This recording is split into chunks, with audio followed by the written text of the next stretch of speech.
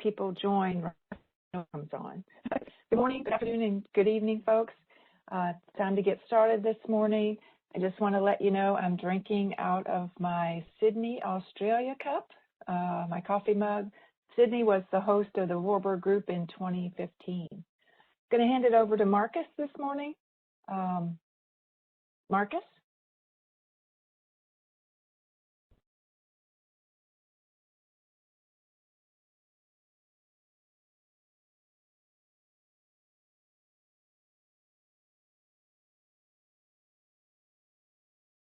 Are you there, Marcus? We can't hear you, Marcus.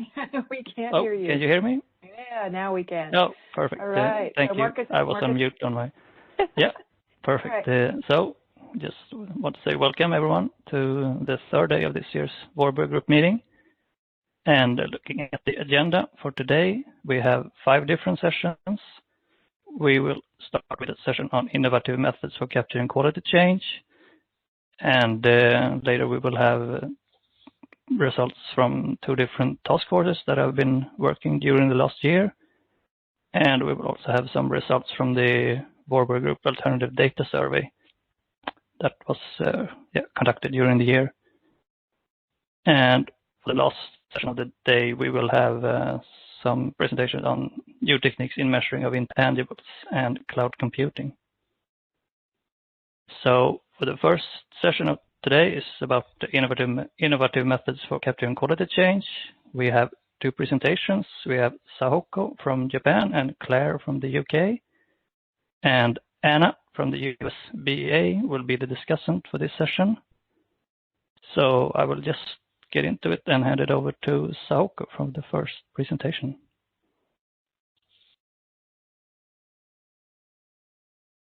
Thank you. Can you hear me? Let me start my presentation. Good morning, afternoon, and evening. I'm Sahoko Furuta from Bank of Japan. We, Bank of Japan, compile producer price indexes for both goods and services.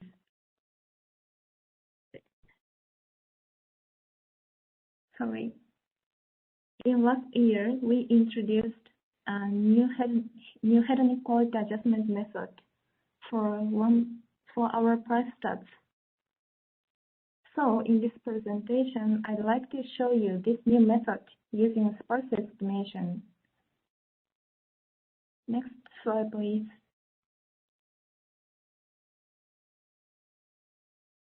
Firstly, let me briefly explain main points of our paper. As you know, the hedonic estimation cannot avoid problems of match collinearity and omitted variable bias. So in practice, it may result a low estimation accuracy and a large estimation burden. Actually, BOJ was often suffered by these problems in the compilation of our price indexes, and it had become worse since the introduction of the hedonic to the automobiles in 2017. So we developed the new estimation method using sparse estimation to overcome these problems and introduced it in the last year. We expect that the new estimation method brings 3 benefits. First, we'll be able to include more and more meaningful characteristics in the hedonic regression model. Second, the model performance could be improved. And finally, we may reduce the risk of over-quality adjustment. Next slide, please.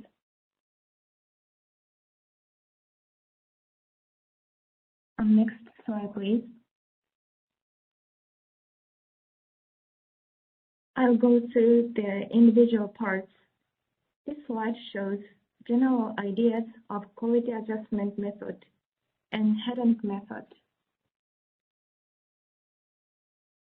In the compilation of price index, we have to track price changes while keeping quality of items constant.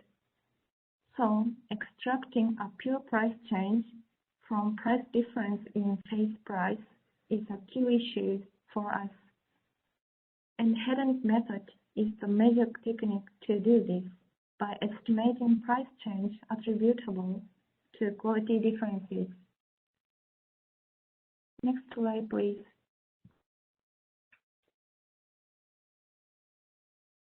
In the conventional hedonic estimation, statisticians often estimate nonlinear regression model. Actually, BOJ previously incorporated Box-Cox transformation terms into the model. Next, please. However, two issues arise in the conventional method. One is the possible low estimation accuracy or low reliable parameters associated with multicollinearity and omitted variable bias. It should be noted that this problem might be more serious when the characteristics of products are highly correlated. Another one is higher estimation burden because of repeating estimation until obtaining reasonable results. Next, please. As for the estimation accuracy, estimated parameters could be biased through the variable selection. In the estimation practice, some of correlated variables are likely to be statistically insignificant due to multicollinearity. Then we typically exclude those variables from the dataset and re-estimated the model. But it could generate omitted variable bias. As you know, these variables are more likely for the nonlinear model. Next, please.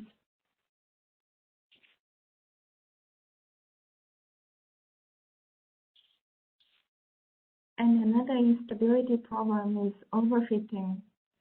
Chart shows that the actual revision of model for the minibus in our PPI. You can see the previous estimates, blue line, were significantly changed to re-estimated red line, especially in the out-of-sample region. Honestly, for each re-estimation, we faced this kind of discontinuity in estimation result. Next, please. Because of these problems regarding the estimation accuracy, we had to repeat re-estimation with changing set of variables until obtaining an acceptable result. This estimation burden was extremely high for automobiles, since there are many candidate variables and they are highly correlated. Next, please. So, to overcome these issues, we decided to introduce a new estimation method using sparse estimation. Next, please. As you know, sparse estimation can perform both variable selection and coefficient estimation at the same time by giving zero coefficient to less meaningful variables in dataset. Among many variants of sparse estimation, we chose an adaptive elastic net for our hedonic estimation. The key is that AEN has two desirable properties. I'll back to this point later. Next slide, please. Before explaining AEN, I'm going to briefly talk about lasso and ridge. As you can see in the equation, lasso has an L1 regularization term, sum of absolute values of coefficients in the loss function, and the sparsity is coming from this term.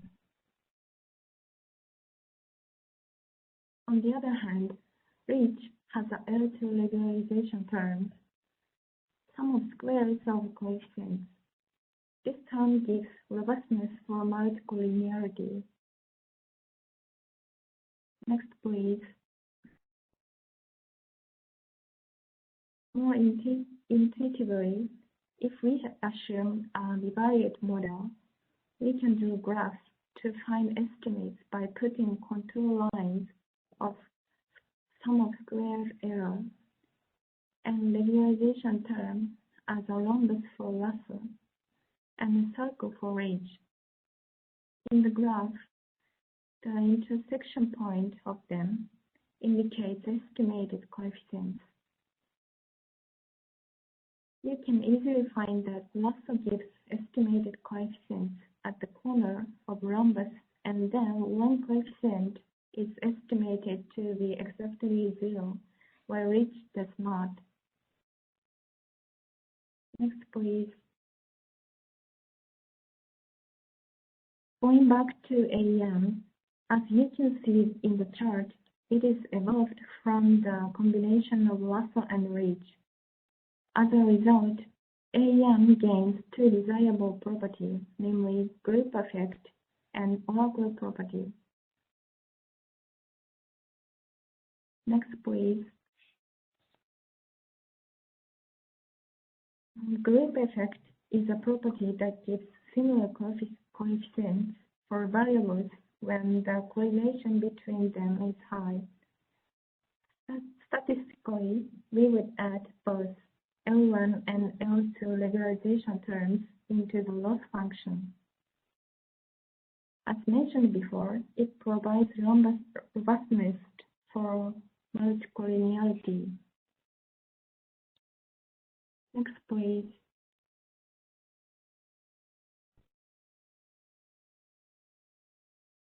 Group effect is a property that gives similar coefficients for,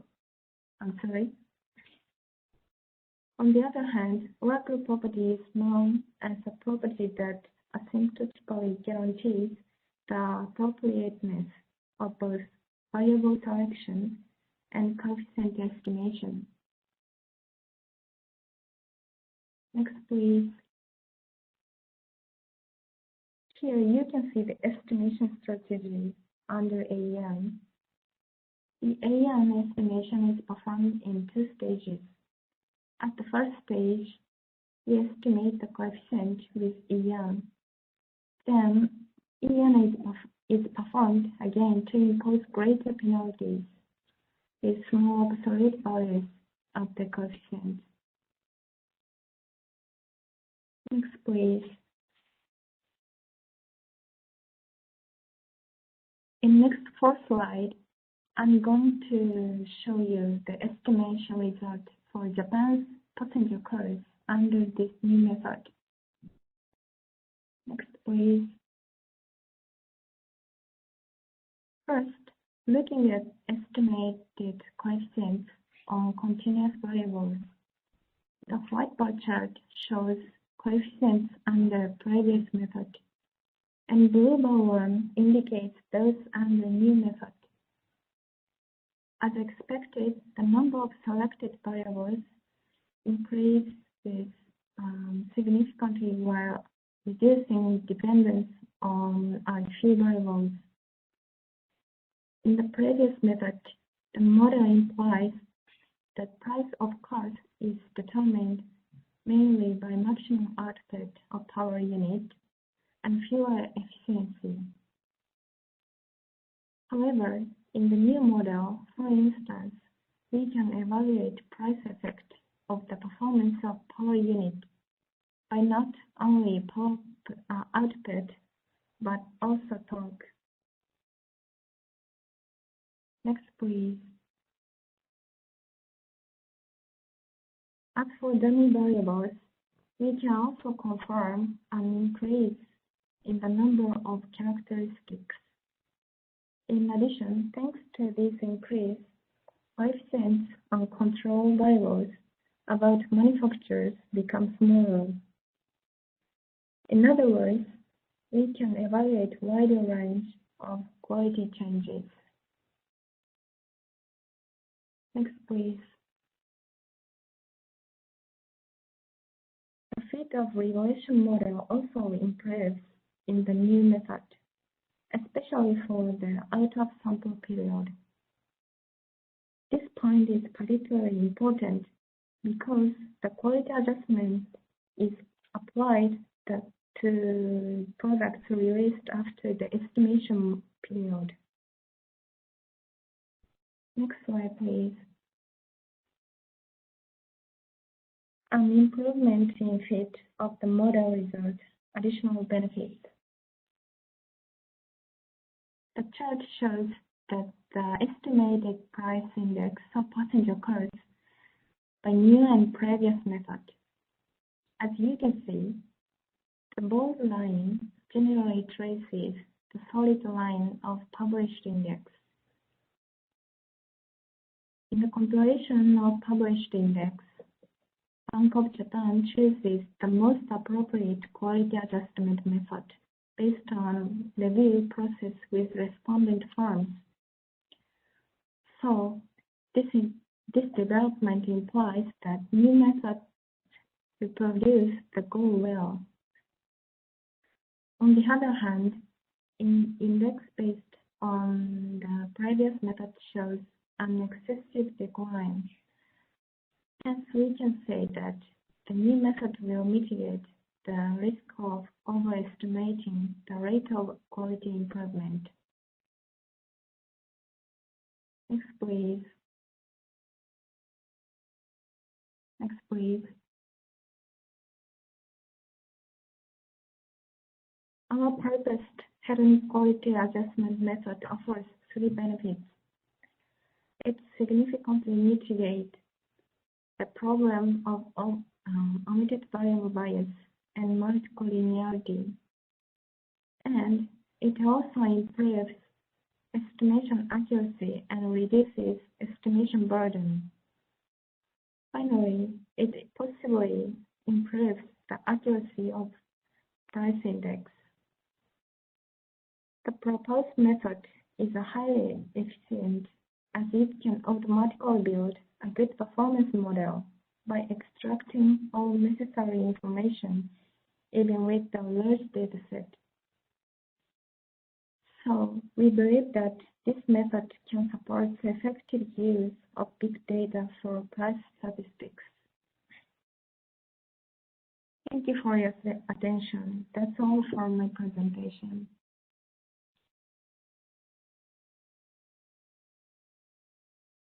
Thank you very much. So we'll jump right back to the next presentation from Claire from the US BLS.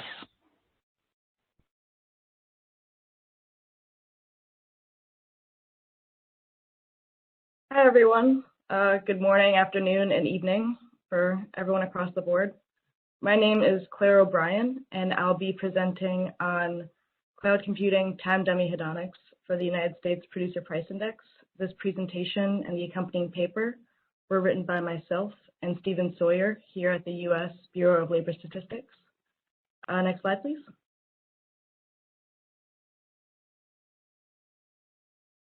I'd like to begin by providing a brief outline of what this presentation will cover. First, how the Producer Price Index in the United States classifies cloud services. Then published works and research that are similar to and influenced the Producer Price Index Cloud Hedonic, followed by a detailed description of the Producer Price Index model, including the price determining characteristics, contributing microprocessor attributes, finishing up with a sample and results analysis of the models by the cloud service provider, and a summarized conclusion. Next slide, please. In the North American Industry Classification System, cloud-based services are classified under the Data Processing, Hosting, and Related Services Industry Index, and can be broken down into 3 main branches of service lines. First, infrastructure as a service is the most basic and is the building block upon which all other cloud services can be built.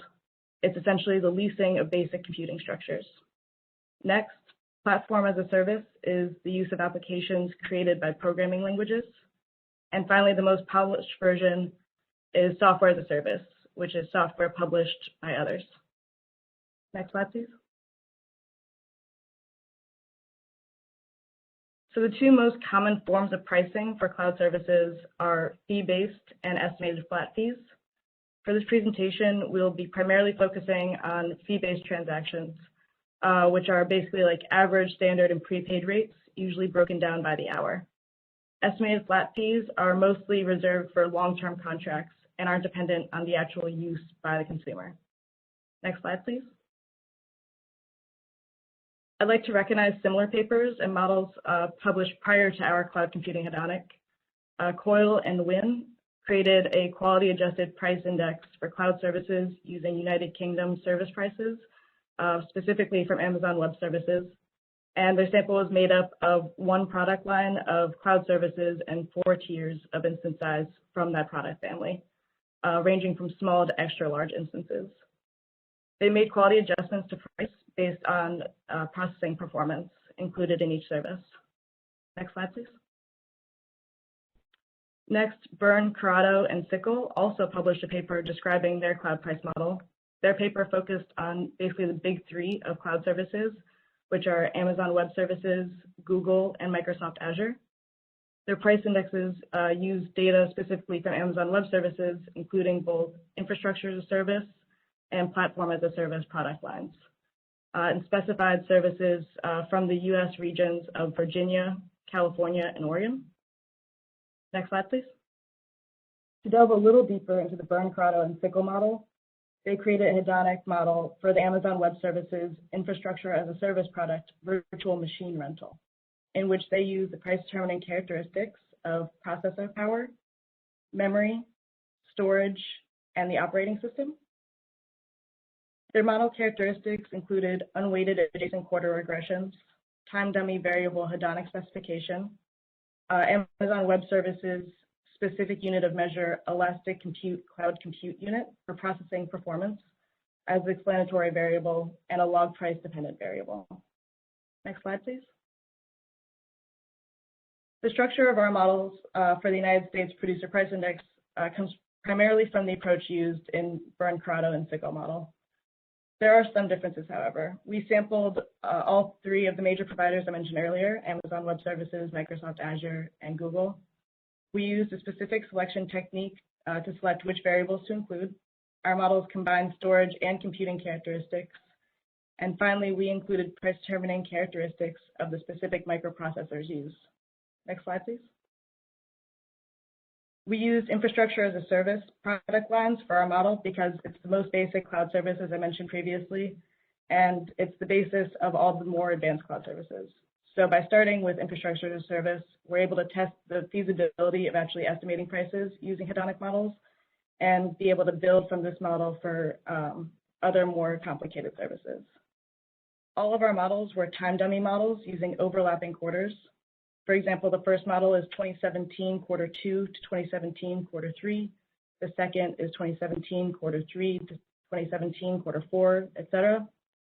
The data set is ranges from 2 years of 2017 quarter 2 through 2019 quarter 2. Log price is our dependent variable in all the models. And the 3 service providers, as I mentioned earlier, were Amazon Web Services, Azure, and Google, as they're the industry leaders. Next slide, please. The quality adjusted price change in the models comes only from the entry and exit of services. This phenomenon is due to the fact that prices in this industry are flat. Once a service is introduced into the market, its price typically won't change. Rather, newer, higher quality services are introduced over time. This lack of price change is also why a matched model methodology wouldn't work to capture quality adjusted price changes in this industry. In this situation, a hedonic model is the more useful tool for to account for higher quality of new services. The regressions seen in the model are weighted in the sense that the more observations from product family in the sample, the more weight that product family has in the regression.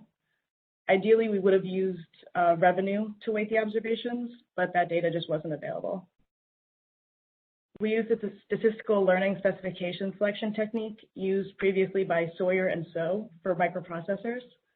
In brief, this technique involves calculating the mean squared error for different regression specifications and selecting the model with the lowest error. Next slide, please. Within the cloud industry, microprocessors are a key component to cloud services. Some cloud services simply specify graphics processing units, but for this model, we focus on microprocessors specifically. The other important price determining characteristics are virtual central processing units, operating system, memory, data storage, the type of price, and the region from which the service is being leased. Next slide, please. Microprocessors are complex components all on their own, and their most important attributes include number of cores, threads, the thermal design power, base frequency, turbo frequency, and the cache. Another way to capture performance quality of microprocessors is through benchmark scores. However, this information was not often available for the specific processors used in our sample of cloud services, which is why we chose to focus on microprocessor attributes instead. Next slide, please. As I mentioned very briefly as a component in the Byrne, Corrado, and Sicko model, Amazon Web Services has a measure of microprocessor performance called the Elastic Compute Cloud Compute Units, or the EC2 compute units, or even more simply, ECUs. We view this as a credible measure because it came directly from the service provider, who presumably would know how to quantify the quality of their different services. We therefore could use models with the ECU to compare with models using microprocessors characteristics to assess whether or not it was valid to use microprocessors in a cloud model. Making this comparison became even more important when Amazon Web Services discontinued publishing the Elastic Compute Cloud Compute Unit data for their services. Next slide, please. In our models, which use the Elastic Compute Cloud Compute Units as one of the price characteristics, only 2 quarters over the course of 2 years showed price changes. The coefficients in these models revealed that characteristic variables are correlated with each other, and each time domain model had a very high R-squared. Next slide, please. For the models using microprocessors characteristics, we were able to omit virtual central processing units as a characteristic because the cache and thermal design power of the microprocessors are proportional to the number of virtual central processing units. Next, because there are a small number of different microprocessors used in these services, resulting in a limited amount of variability in the characteristics, base and turbo frequency for the microprocessors are very highly correlated. So we performed model selection twice, once with the base frequency and once with the turbo frequency. Next slide, please. In this results table, we see that both models using characteristics show price change higher than the models using the Elastic Compute Cloud Compute Unit. If we treat the model using the Elastic Compute Cloud Compute Unit as a target model, we see that the characteristics model using base frequency performed better than the model using turbo frequency. Because Amazon Web Services has stopped publishing Elastic Compute Cloud Compute Unit data for their services, this comparison of our models tells us that we can continue to use the base frequency models in its stead. Next slide, please. For all 3 service providers in our sample, the specification selection technique we used suggests that the models are not overspecified because most variables are being selected. If we were to implement this time dummy hedonic model for cloud services in the producer price index, selecting all variables for the models would simplify their use.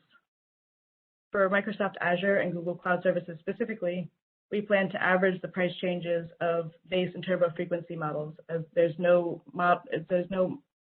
target model to compare them to like there is for Amazon Web Services. Next slide, please. Going forward, we'd like to explore the possibility of weighting observations by revenue if that data becomes available. We like to create hedonic models for platform as a service and software as a service products. And we'd like to explore the possibility of implementing a hedonic quality adjustment model or hedonic imputation, depending on the information we're able to get from producer price index respondents. Next slide, please. In conclusion, time dummy hedonic models are able to estimate quality adjusted price changes for infrastructure as service products. Amazon Web Service models using processor characteristics tracked closely with the models using Amazon's Elastic Compute Cloud Compute Unit. And finally, sample selection is critical because quality adjusted price changes are primarily due to the entry and exit of services. Next slide, please. This concludes my presentation, and I'm happy to answer any questions. Also, mine and Stephen Sawyer's contact information is available on this presentation posted on the website for any follow-up. Thank you so much. Thank you very much, Claire. So I will hand it over to Anna from the BA, and I'll just want to remind you of typing the questions in the chat if you have a question, and just speak up later if you have anything to add to the discussions. So Anna, take it away. So thank you, Marcus. Please let me know if I'm too loud or too soft in the presentation, but I wanted to thank the organizers for the opportunity to comment on these two wonderful papers. Next slide, please.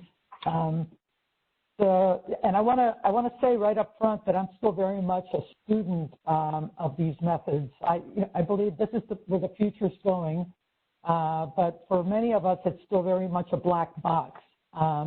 And so papers like this that I found pretty accessible are useful in terms of becoming familiar with these artificial intelligence and machine learning methods, which both of the papers use.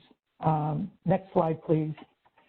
And so I'm going to try to give you a very high-level discussion about why these methods are useful and, frankly, why they're worth investing in for price measurement in the future. So in the hedonic context, which is the area that these two papers focus on, there's a lot of labor-intensive tasks that have to be done with the current methods that we use for estimating hedonics, and these methods, what they provide is the ability to take some of those very labor-intensive tasks and automate them. That's what people say when they say price measurement at scale. At scale just means that you can do lots of big data and things are automated without the time-consuming parts. And the two specific things about work in the hedonic area where these methods have been used and shown to be reasonable and useful is one in finding ways to quantify the price determining characteristics. And I'll show you some examples of that in a minute. And then two, even once you've collected all the possible characteristics, there's this awkward decision about which to leave in and which to leave out of the hedonic regression. And there are methods, machine learning methods, like these authors have been using, that could be used for that purpose. And let me just say that much of what I have to say today comes from work that I've read about in the CPI area, where a lot of this work is being done. But even so, this is all very, very new, and the authors should be commended for being trailblazers in this area. Next slide, please. So the first thing has to do with obtaining ways to quantify these characteristics. And in this slide, I have three options. The option one is the world I live in, where you go out and you collect characteristics manually, or you find a data vendor that's already done that for you, so that you can match up the characteristics with the prices and estimate the hedonic relationship. There's been two recent papers that have shown that have applied these methods to do this differently. In option two, there's a paper that they're actually using scanner data, and they don't have attributes, but what they do have are some text. It's just words strung together that provide a description of what the product is. And they're doing this in the context of stuff bought at grocery stores. And so what they do is there's some program out there called Word to Vec, which I guess means word to vector, that you can apply to these string of characters, and magically somehow the method provides you with a list of what I'll call X's that you can then put into what I'll call a regression to estimate the hedonic relationship. And so that's pretty heady stuff, right?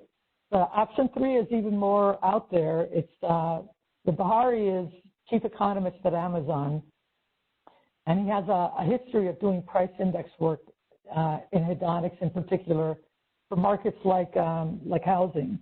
And so he knows all about the price index stuff, and now he's chief economist at Amazon, and he has access to these data scientists that know all about the technical part of this.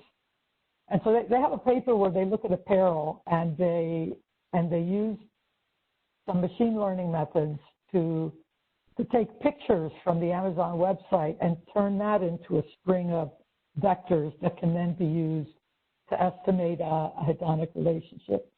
You know, this all seems very strange for those of us that live in option one, but honestly, it feels like the future, and it feels like it would be important for us to start becoming familiar with these methods so that we can leverage the power of big data to do our price measurement. Next slide, please. So then, so that's about finding ways to quantify the characteristics. The other issue, which is actually dealt with pretty explicitly in the two papers this morning, has to do with, you know, which characteristics do you leave in and which do you leave out from the relationship. And there's a recent paper by Zhang that was presented at the Yahoo conference a couple of weeks ago, where he did this Monte Carlo experiment where he generated a data set where he knew what the underlying coefficients were. It's all based on this utility stuff, but that doesn't matter. The point is that he's got a data set which is truth, and then he has another data set that you know, he has these methods that he applies to see how well these methods provide predictions for what he knows to be true given his Monte Carlo experiment. And so each of these boxes, the predicted values on the vertical axis, and truth is on the horizontal axis. The first three boxes are least squares methods that many of us are familiar with, and they do okay. But the bottom three boxes involve some of these so-called machine learning methods. And the one on the far right is called random forest, which, as you can see, gives this incredible tight fit between what he knows to be truth and the predicted values. And so, this, I recommend this paper. It's sort of an accessible explanation of what these models do. But anyway, the important thing to know about this is that when you apply these methods, the point of the exercise is to find good predictions of the prices. Okay, so it's not about the coefficient estimates or what their signs are, magnitudes, and instead there's some criteria that sounds in spirit anyway similar to the mean square errors that Claire talked about, and the objective functions that Sohoko talked about that give you this very nice fit. And so then, next slide, please. But then here's the rub. The rub is, you know, we have lots of different ways of applying hedonic techniques. Next slide, please.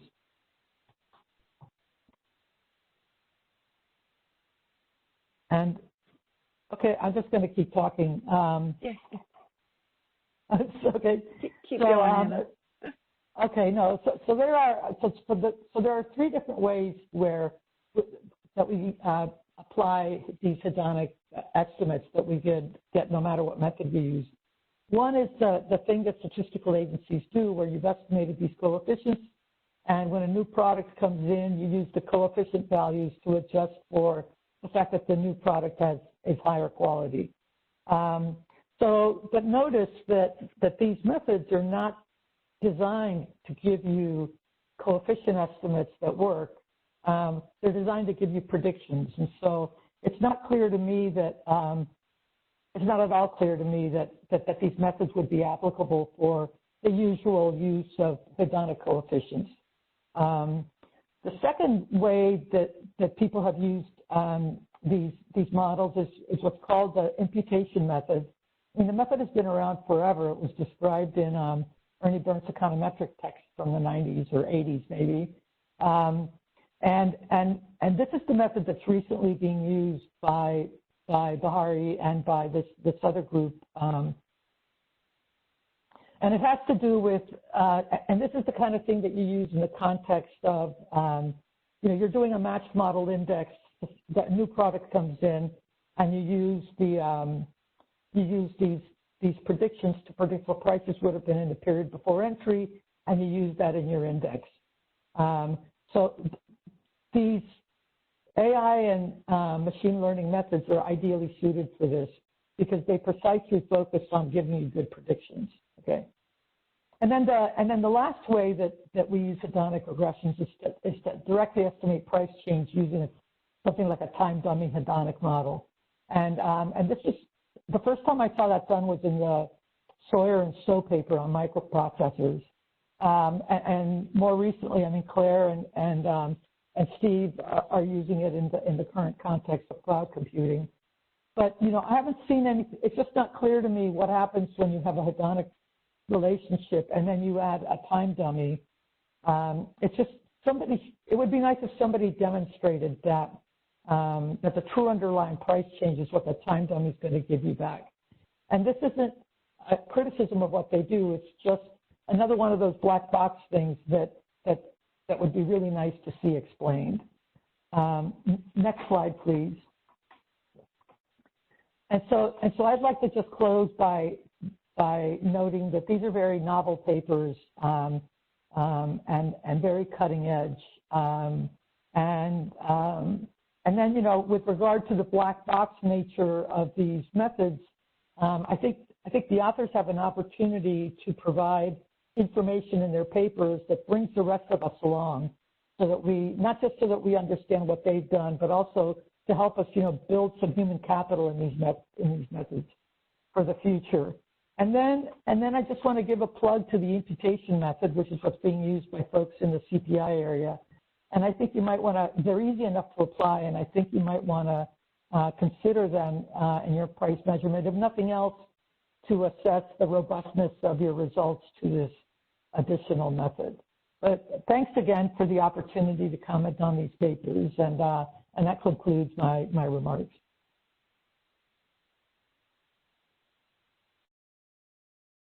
Thank you very much, Anna. So do we have any responses from either Sahoko or Claire on what Anna just said?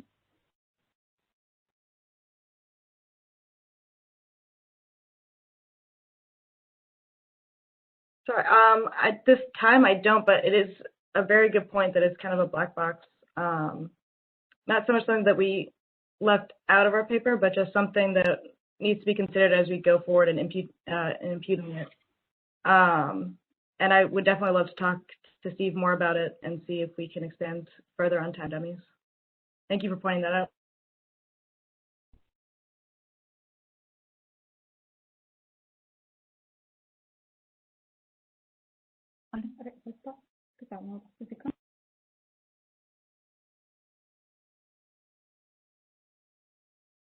Yes. Sahoko, do you want to say anything? Okay, could you move the slide of comments of Anna?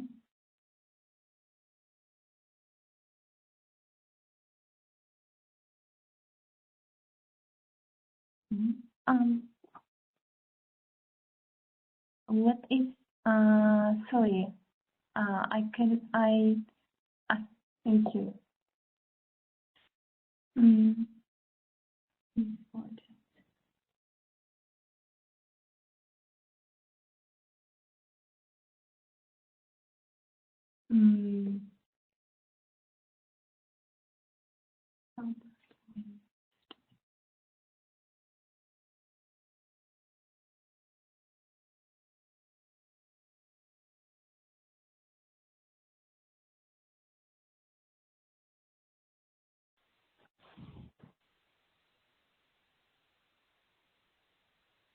It sounds like we have a little time here. Could I give just a general comment? Sure, yes. Yeah, so, you know, these methods are the kind of thing that are not very accessible to many of us. And I wonder if it's within the scope of Voorburg's mission to provide, you know, classes or, you know, to bring in people that can explain these things at an accessible level in the context of Voorburg meetings. Just a question.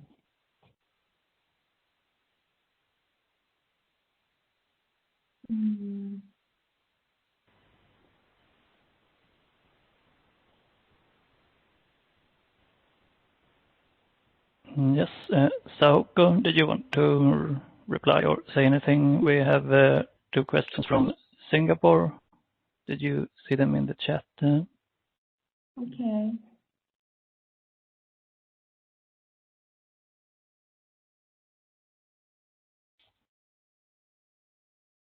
I don't know if you can reply to them right away, or maybe you need to think about it. So I guess so. If you can provide your answers later, it's okay, or just write something in the chat, or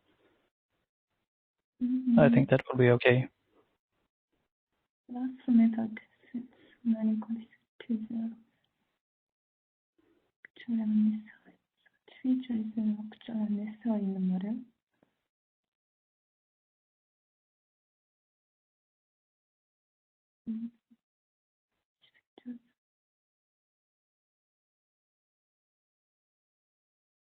Thank you for your question.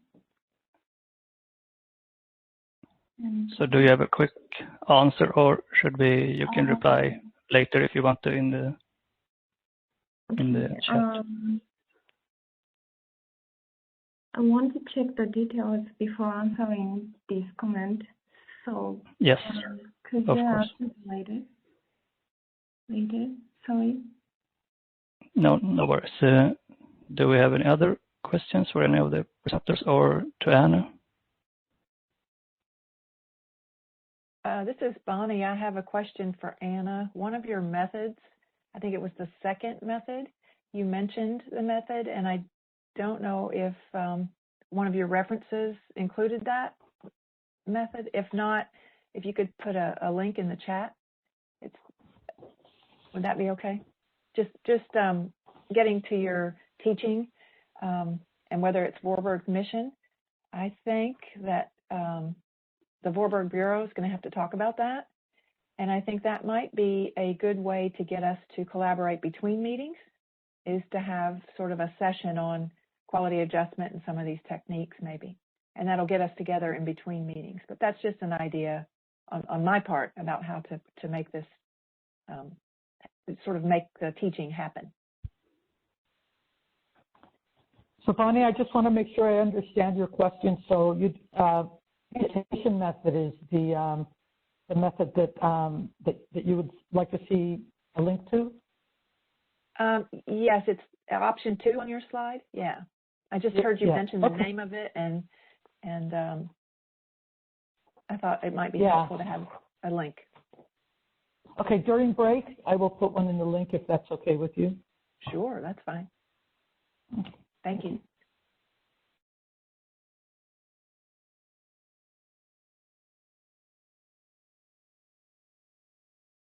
Yes, any other questions on this topic?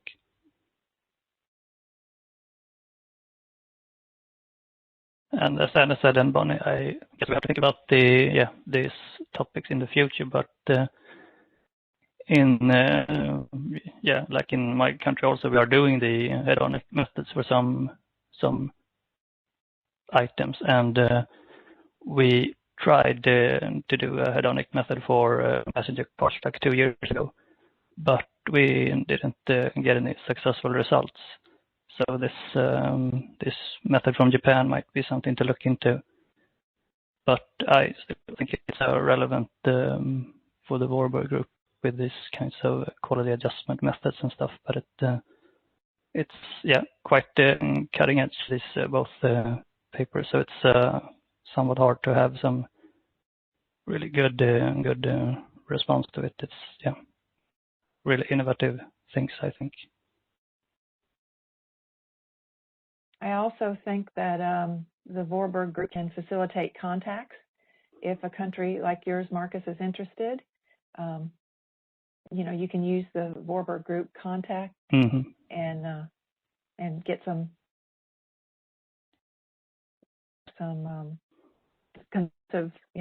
you can consult the Japan if you want to use that, and anybody who wants to consult with the U.S. can contact Claire and Steve.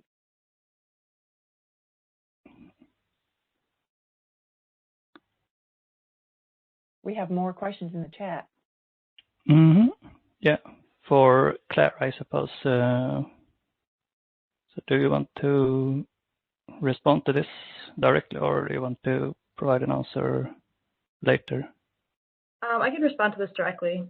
You want to repeat the question, Claire?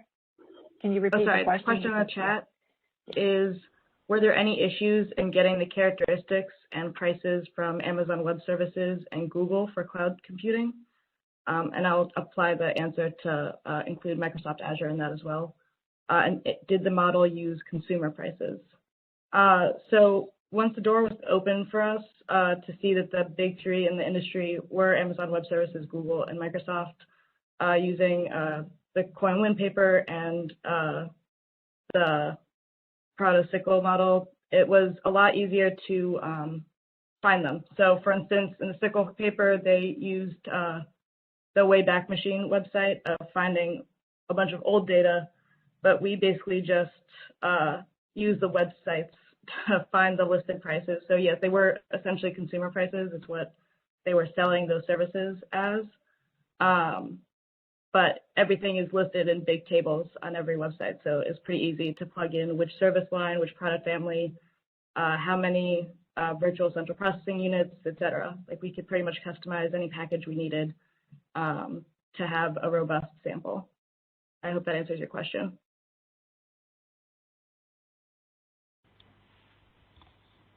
Thank you. So any other questions from anyone for this session?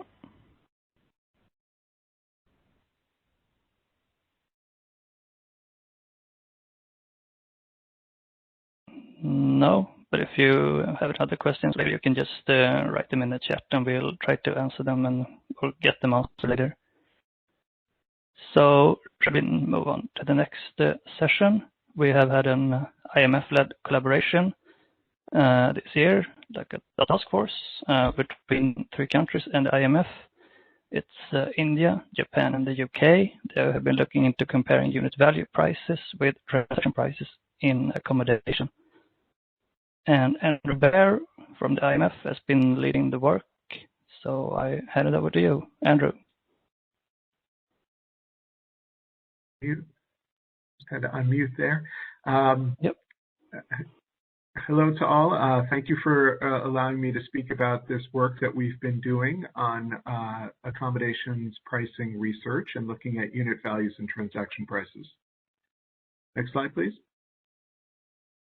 The views expressed here, just standard disclaimer, are my own and should not be attributed to the IMF. Thank you. Next slide.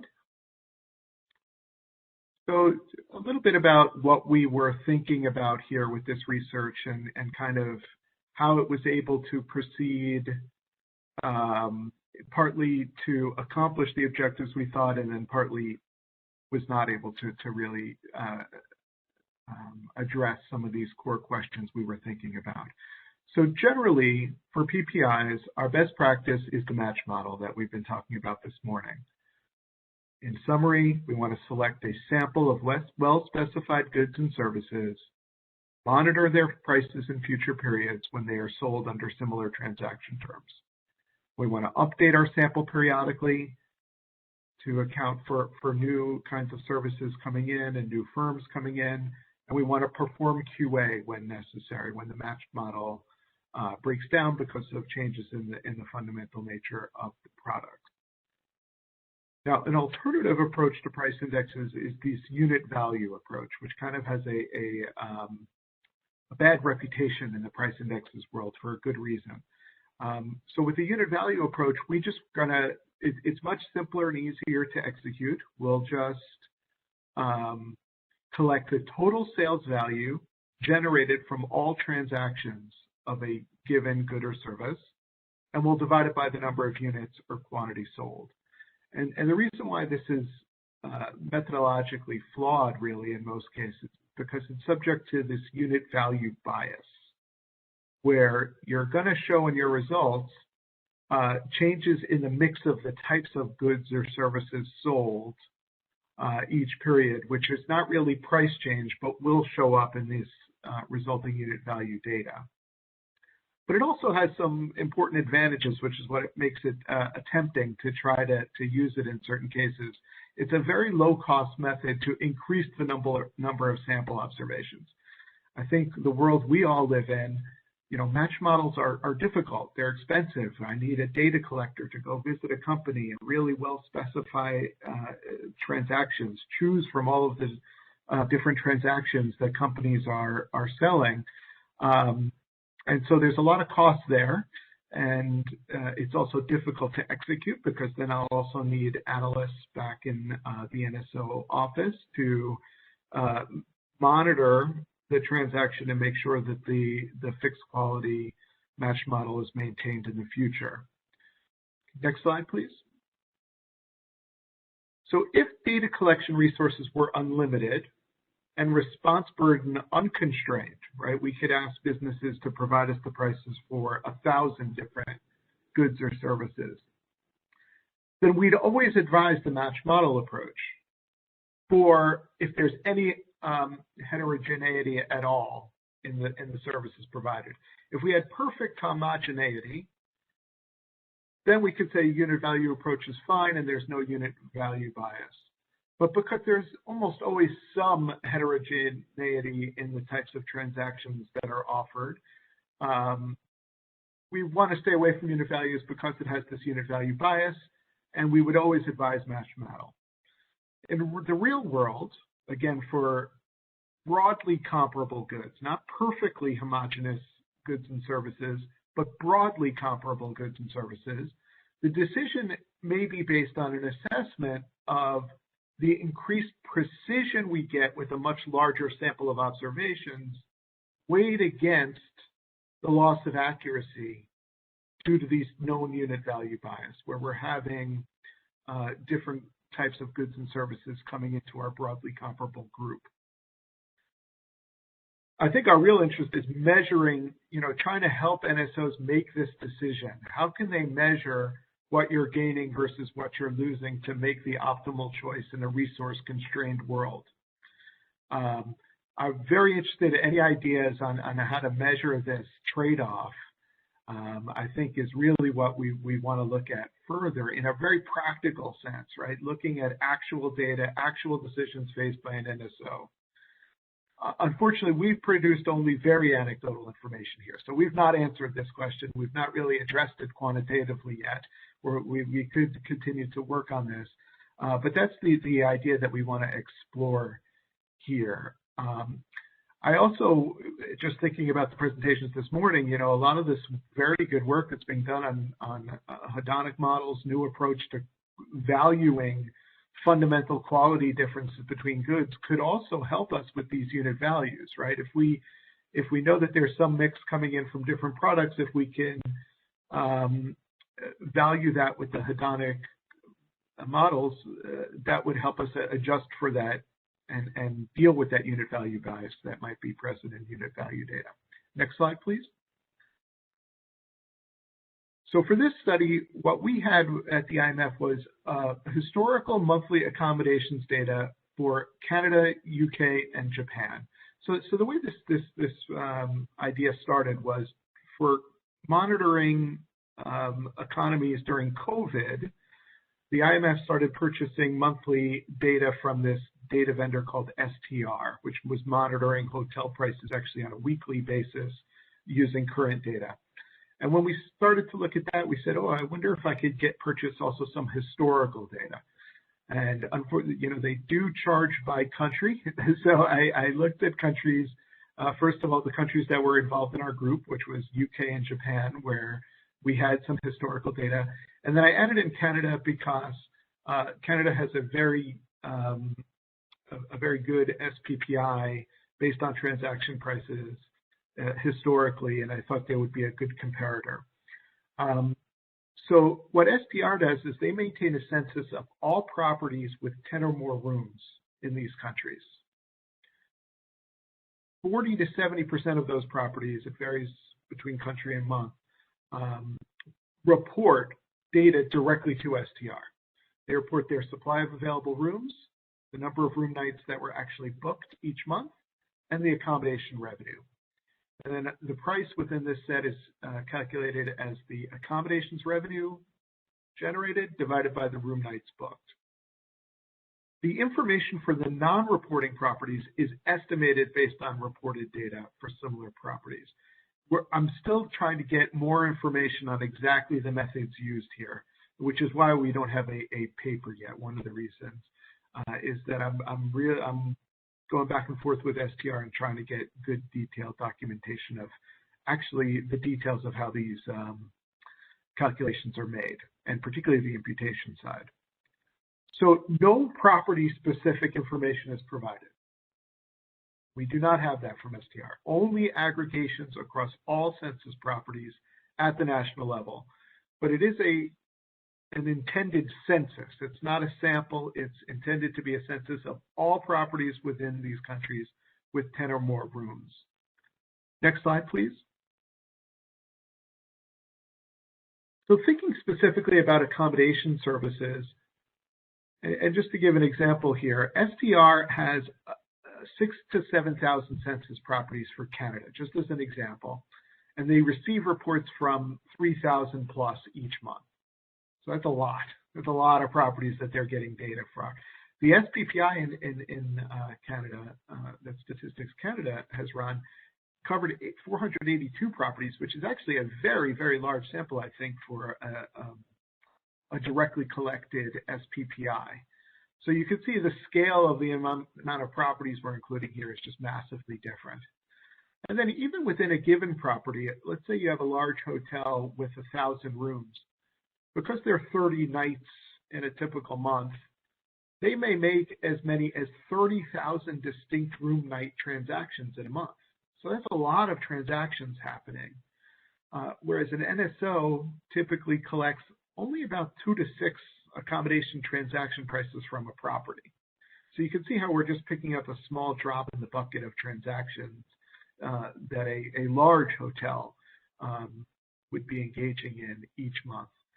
And the reason why we think this might become more of an issue now and in the future is this idea of dynamic pricing, where prices could be set by algorithmic models that continually estimate the profit maximizing price for each room night based on evolving supply and demand signals. So you see this a lot with certainly with airlines, and I think any industry where you have this idea of inventory that's constantly expiring. Basically, if they don't sell one of those room nights by the time that night occurs, that inventory is gone forever. And so they're very incentivized from a profit maximizing perspective to discount or do different kind of seeking out different buyers with different kind of reservation prices so that they might fill this expiring inventory.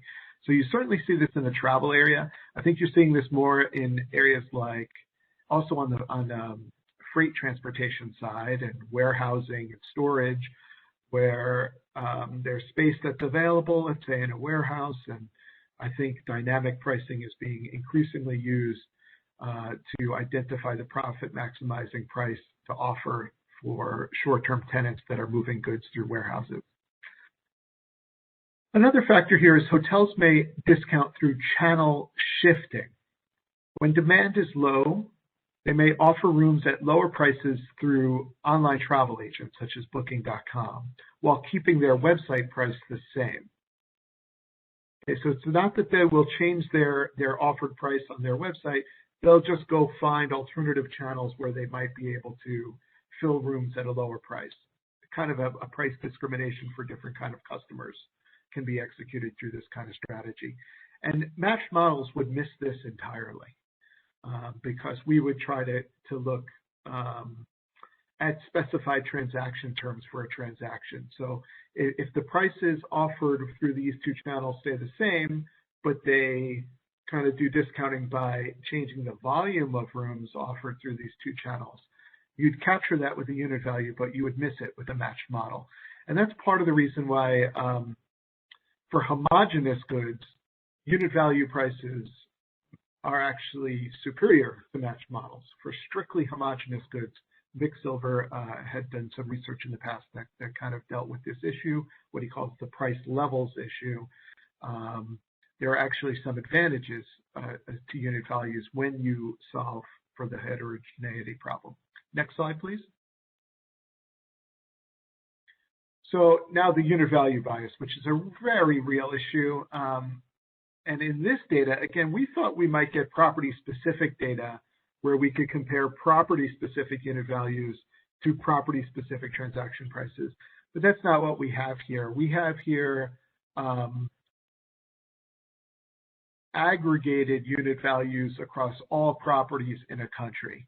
So when you're dealing with data like that, you can see there's lots of potential for unit value bias, particularly if activity shifts across the value chain. Let's say we go into a recession and the higher priced properties, the higher quality properties, luxury hotels just have higher vacancy rates, and activity shifts towards the lower quality properties. That would show up in this unit value index as a price change, and that's erroneous, right? So I think when you're dealing with these unit value data, quality adjustment would be very important. If there's a way to value those quality differences between properties and apply those kinds of adjustments when these occupancy shifts between different types of hotels, that would be helpful here. But with the data we're looking at, that's a huge red flag with this data, which is why we would not typically advise using unit values that aggregate across properties, unless you have perfect homogeneity.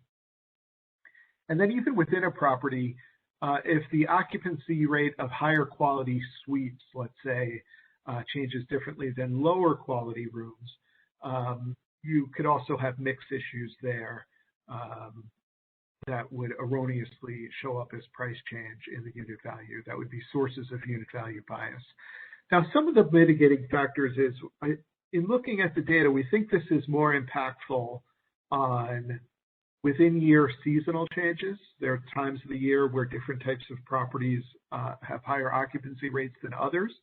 But on the annual averages, we're not seeing as much. The occupancy rates are basically stable, and the census room counts are growing at stable rates. So we don't think we have, a lot of vast differences in behavior on these annual averages, with one exception, 2020. I think 2020, when COVID comes in, I think that totally blows up this stability.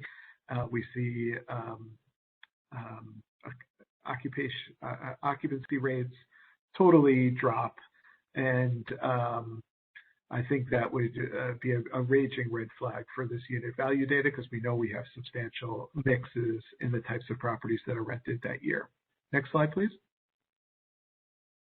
Okay, so again, we're still working on this data, and we hope to come out with a paper maybe by next year's conference. But here are some preliminary results. And here I'm going to show you using Canada's TASP. And again, Canada just has a very well documented. It was very good to do the comparison because it's very clear about the methods that they use.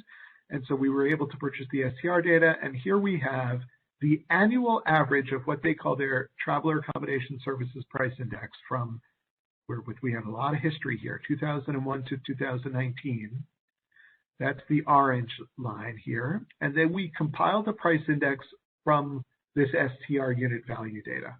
All the properties in Canada, we tracked that unit value over time and converted it to price index format with 2001 equals 100. And here what we see for most of the period until we get to 2018 and 2019, we have the unit value data coming in lower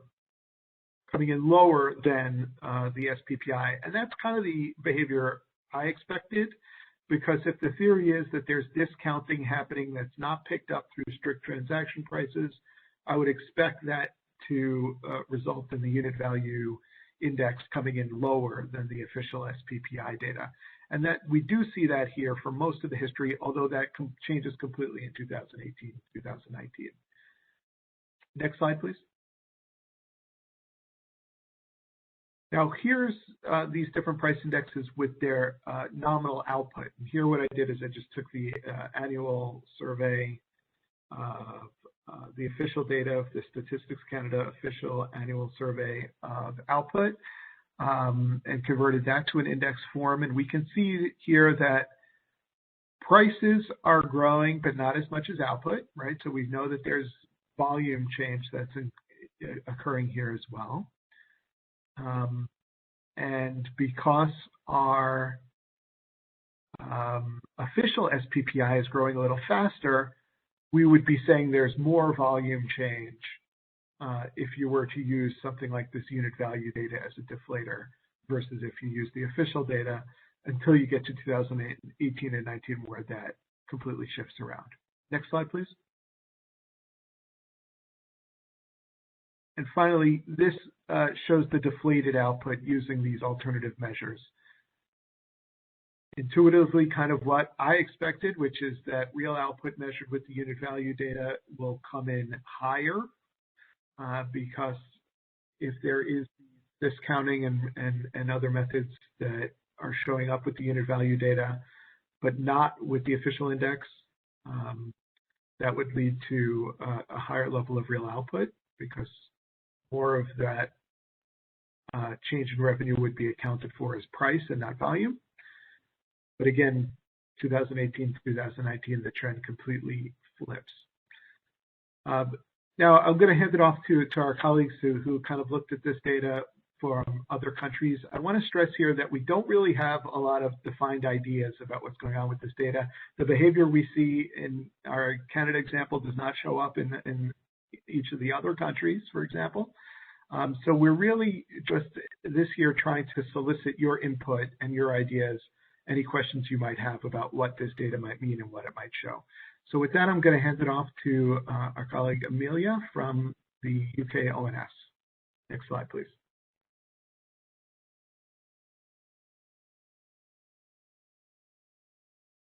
Thank you, Andrew. And hello, everybody, once again. So just to introduce myself really quickly, I'm Amelia De Silva Parker, and I work at the Office for National Statistics here representing the United Kingdom. Yeah, just I've been working with the other NSIs, and Andrew's been leading this work. Everything. Thank you to him for getting all this data together for us. Next slide, please. Thank you. Right, so just to give you a quick introduction of the current UK SPPI for hotels and similar accommodations. So up until 2020, October last year, we were following the SIC 07 classification system for SPPIs and PPI. However, in October last year, we introduced chain linking and have been following CPA 2.1 structure at the product level. This has been published quarterly ever since its inception. We did do some reviews into seeing more timeliness, to improving the timeliness of SPPIs. However, given the balance of resource against the value delivered, we were the best publication. Sometimes in this just right now, you might see some discussion. We don't have one, so we kind of aggregate data on the to make quarterly estimates. The CPA activities are made up of Division 5, which was accommodation and Division 56 covers food and beverage services. This paper for the Excuse me, Amelia. We're having a little problem with your sound. Would you be able to try turning off your video and seeing if that helps the connection? Sorry. We're having trouble hearing you. Would you be able to turn off your video to see if that helps the connection? Sure. Okay. Sorry. Is it It's now? still a little choppy.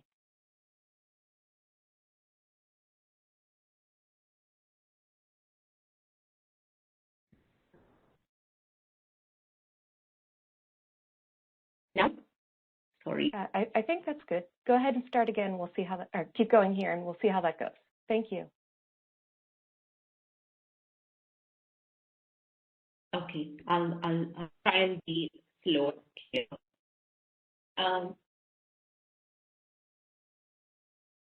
Okay. Thank you. Thank you. Right.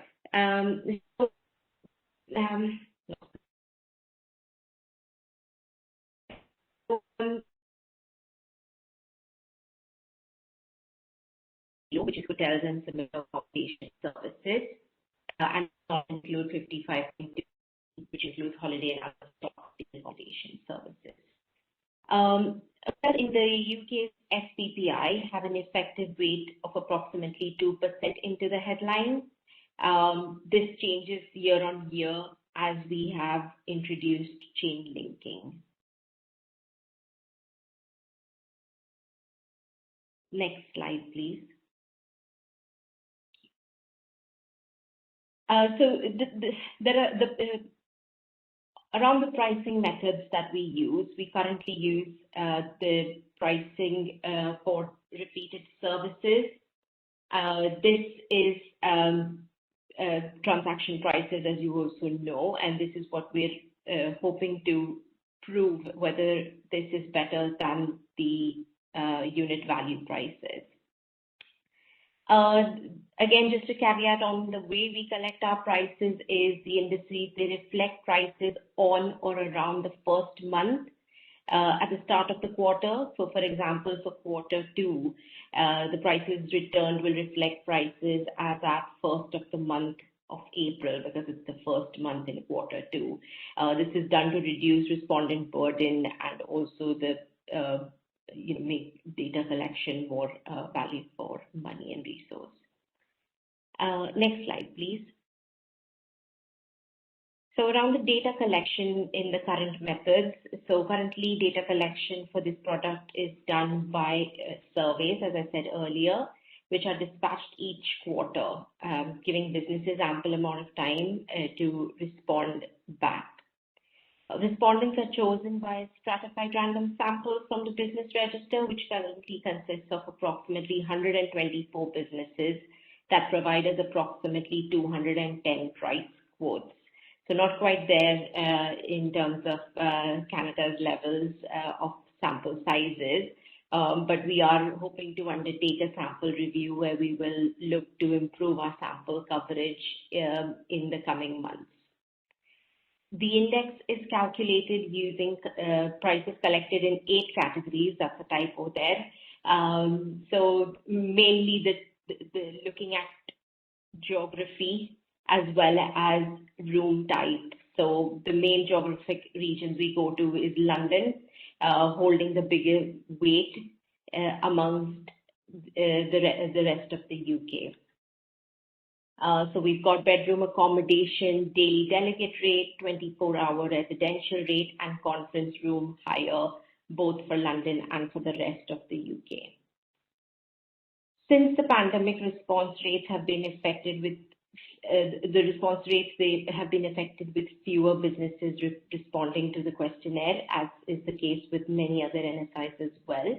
However, pre-pandemic, this industry saw a combined imputed weight of only 5.4%. So generally, we do get regular responses from businesses recruited in the survey.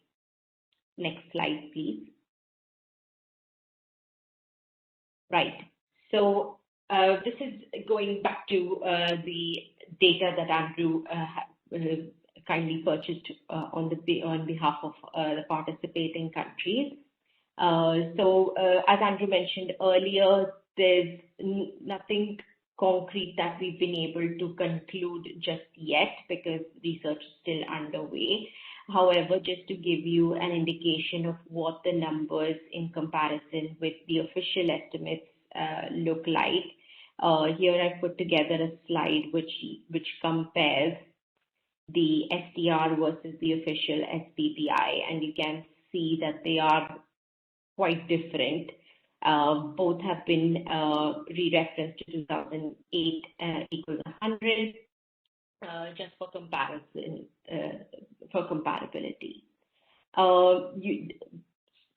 Pretty much like Andrew mentioned earlier, the STR is above the SPPI. In this case, flipped around the other way from the observed trend in Canada.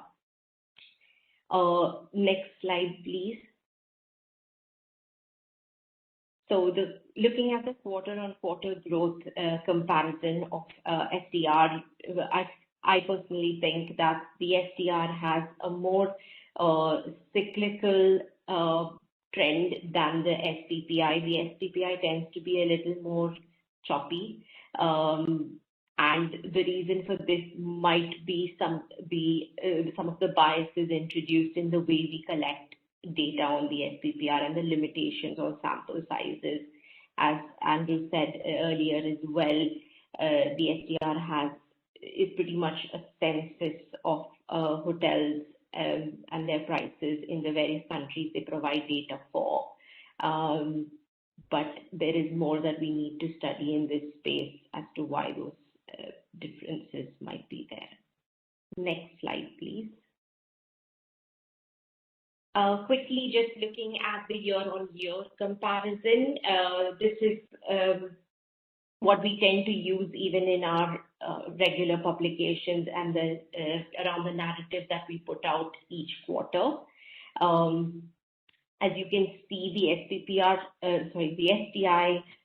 STR seems to be a lot more prone to shocks. So even when the financial downturn happened at the end of 2008, you see that steep decline there. But also you see that at the end of the series in 2020 Q1, where there's a sharper decline as opposed to SPPI. However, in the middle, you might see that there are these rough peaks from SPPI. This is some of it is attributed to when there was when we had the Olympics back in London. Again, as I told you, London is quite heavily weighted in this index. So any price movements like that, any kind of effects on weather and travel restrictions will immediately impact on the SPPI. Next slide, please. So similar to as we did, as Andrew did for Canada, I've done a very similar snapshot of what deflated output with SPPI and then deflating output by STR would look like.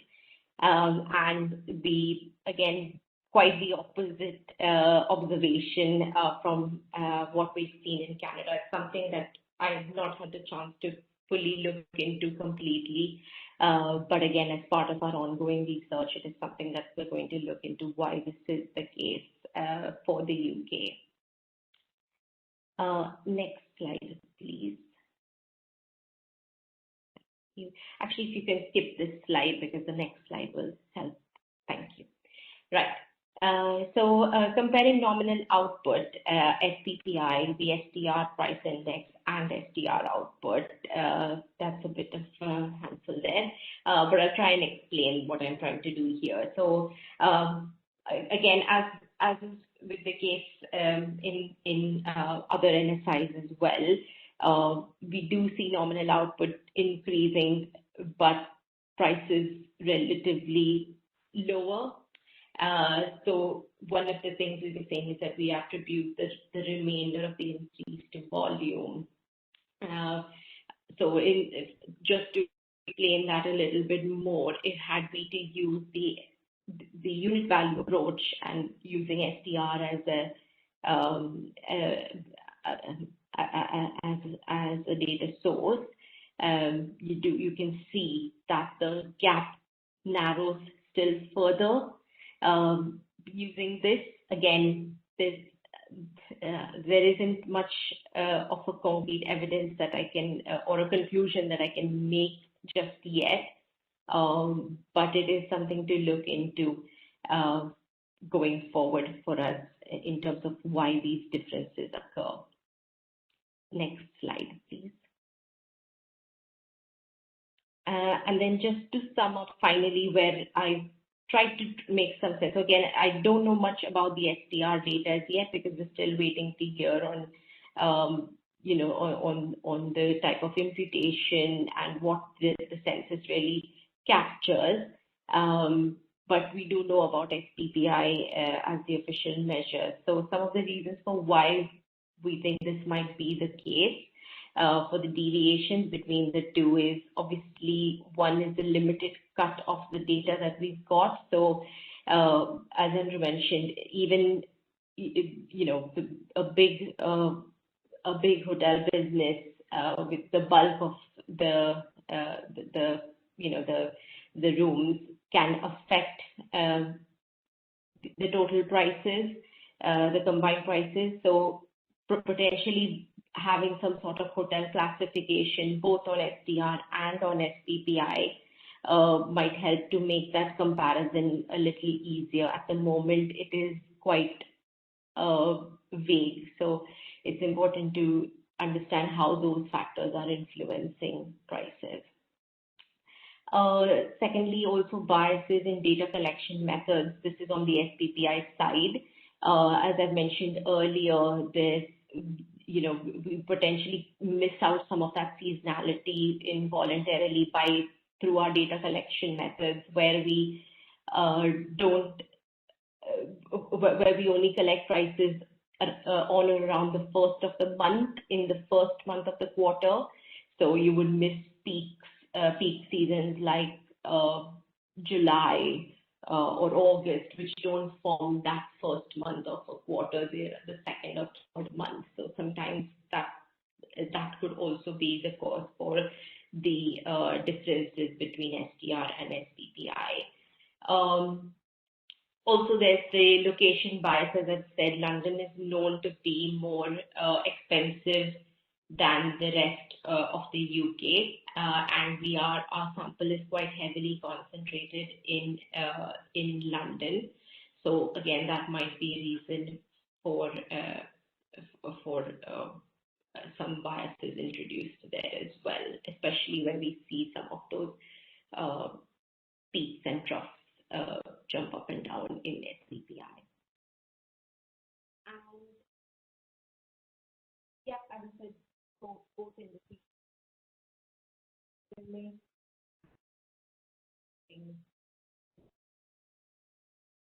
for us in the UK at least is that data sources are limited for unit value methods. We know of STR as a census, but there aren't many others which could potentially be an issue in procuring unit value type of data. That's it. I hope my voice came clear at the end. I will pass over That did get much clearer. Thank you, Amelia. Thank you. Great. Right. I will pass over to Moiki, I think, is next. Hi, thank you, Amelia. Then, hi, I'm Moiki Noue from the Bank of Japan. I would like to tell you about Japan's comparison between STR and SPPI. Next slide, please. Thank you. First of all, let me explain the description comparison between STR, SPPI, and CPI in Japan. Comparing the scores, STR covers all transactions all over the nation, while SPPI only covers B2B transactions, which means Japanese SPPI mainly focuses on economy hotels that are usually booked for business trips. In terms of sample size, STR has a much larger sample compared with SPPI, though SPPI sample size is undisclosed. Regarding collection method, both of STR and SPPI are reported by respondents directories. Also, pricing method is similar, both adopt unit value method and surveys average daily rate. However, there is a difference in how the ADR is calculated. As Andrew mentioned earlier, in STR, no property-specific information is provided. Therefore, ADR is calculated using only aggregations across all census properties at the national level. On the other hand, SPPI calculates ADR by hotel first and then aggregates them with weighted average. But overall, collection and pricing methods are similar between STR and SPPI, while STR has a much larger sample. Next, please. Here is the comparison of the price indexes. Looking at the left graph, overall, STR index and SPPI follow similar trends. However, looking at the year-on-year change at the right graph, STR has downward trend compared with SPPI shortly after the financial crisis in 2009 and the coronavirus pandemic in 2021. This can be caused by the difference in the calculation method of unit values that I mentioned earlier. I mean that STR can move downward when the cheaper hotels are more transacted, because STR is calculated by dividing total revenues of all the samples across the nation by total number of occupied rooms, not aggregating each ADR of hotel like SPPI. Next slide, please. When it comes to seasonality, timing correlation between STR and SPPI at the left graph shows their lag is the highest, which means that the seasonalities of both are very similar. But taking only seasonality first at the right graph, STR seems to have the stronger seasonality compared with SPPI. Specifically, STR index increases more than SPPI in August, decreases in June, and increases again at the end of the year.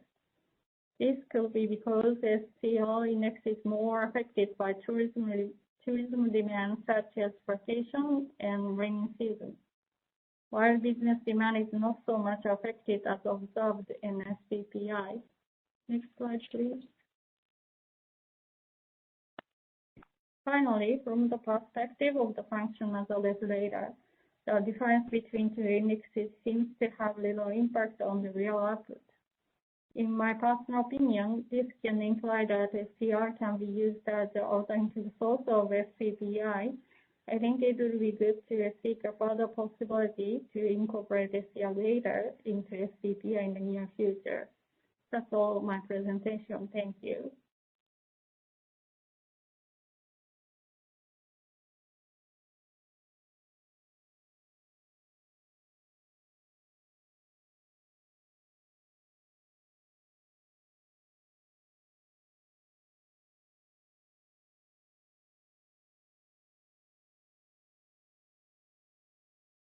I believe we'll have Ms. Sunita Yadav, who will present for India.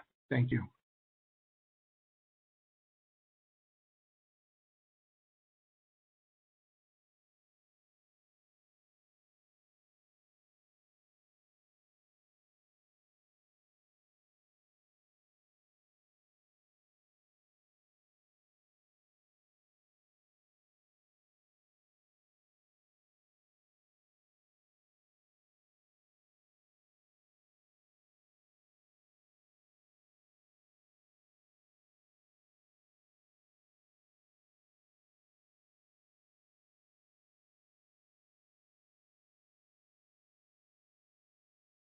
I'm not sure if Sunita is connected. I know we're a little bit over our time. Maybe we could move to the next presentation, and then if we have some time later in the meeting, we could come back and pick up India's presentation.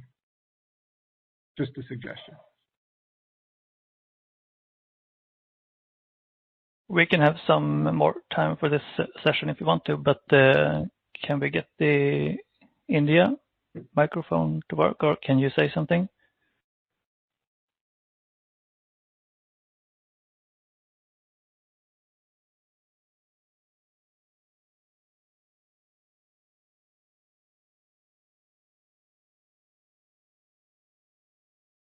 We don't hear you.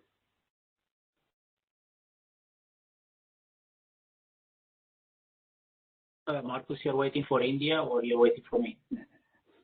I'm waiting for India, so if we can get some audio, but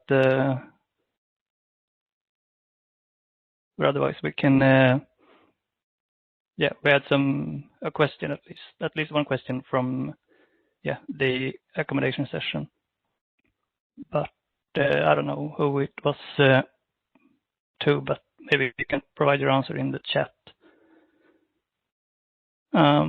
So we can go. Should we move into the, yeah? Yeah, can I interrupt? Sure. Andrew, you can see the question that we had in the chat, and you can hopefully answer it. What your base assumptions are? Did you see that? Just want to make sure you saw the questions in the chat. Yes, absolutely. Okay. So thank you for that question about the different types of buyers that are included in this data set. So the STR data is B2 all. It picks up all types of buyers. And that was also the case in Canada, the UK, and the UK. In Japan, the SPPI is B2B only. And that's why when we made our comparator set, we actually took a weighted average of the SPPI and the Japanese CPI for hotels together to be the best comparator for the B to all. So we didn't really think too much about isolating B2B or B2C. All the comparisons are intended to be B to all versus B to all. So we didn't think too much about how it would differ if it only included one or the other.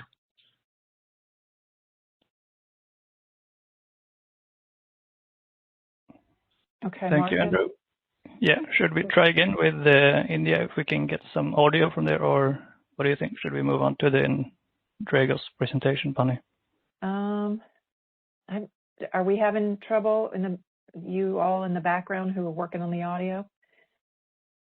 Any advice?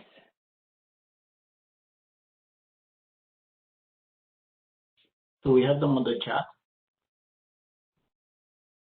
No, we haven't had anything come in on the chat from India, so I'm not sure if they're able to resolve their audio issues or not. If they go to the audio and video menu, they can test their speaker and microphone settings. But currently we're not able to hear them. Nope. Now they're in the chat. They are in the chat now.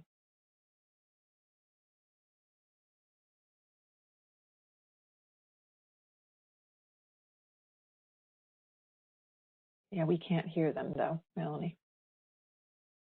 Well, they're working on it, so maybe. We are, yeah. Oh, so the only thing I wanted to ask is that, Marcus, if we should put an agenda item, because there's some methodological things that need to be finished on this paper, should we put it on the agenda as a final paper for next year? Yeah, I think so. It's an interesting topic, so I think we definitely should follow up if Andrew is, you're doing some more work the coming year on this, right? Absolutely. We think we'll have something actually ready pretty soon.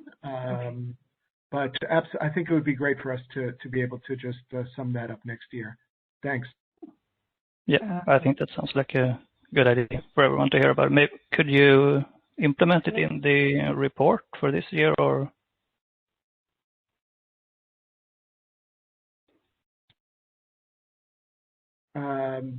Yeah, we can make a preliminary paper, but I definitely think we're going to continue to fine tune it. I'm going to continue to draw more general observations, not specific to hotels, and I'll be working on that probably into next week. Hello, we can hear India now. If you need it, can we back the slides?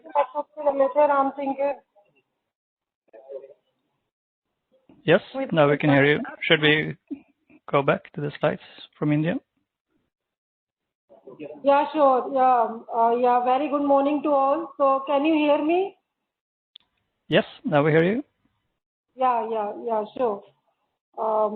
Could you, yeah, next slide, please. Yeah.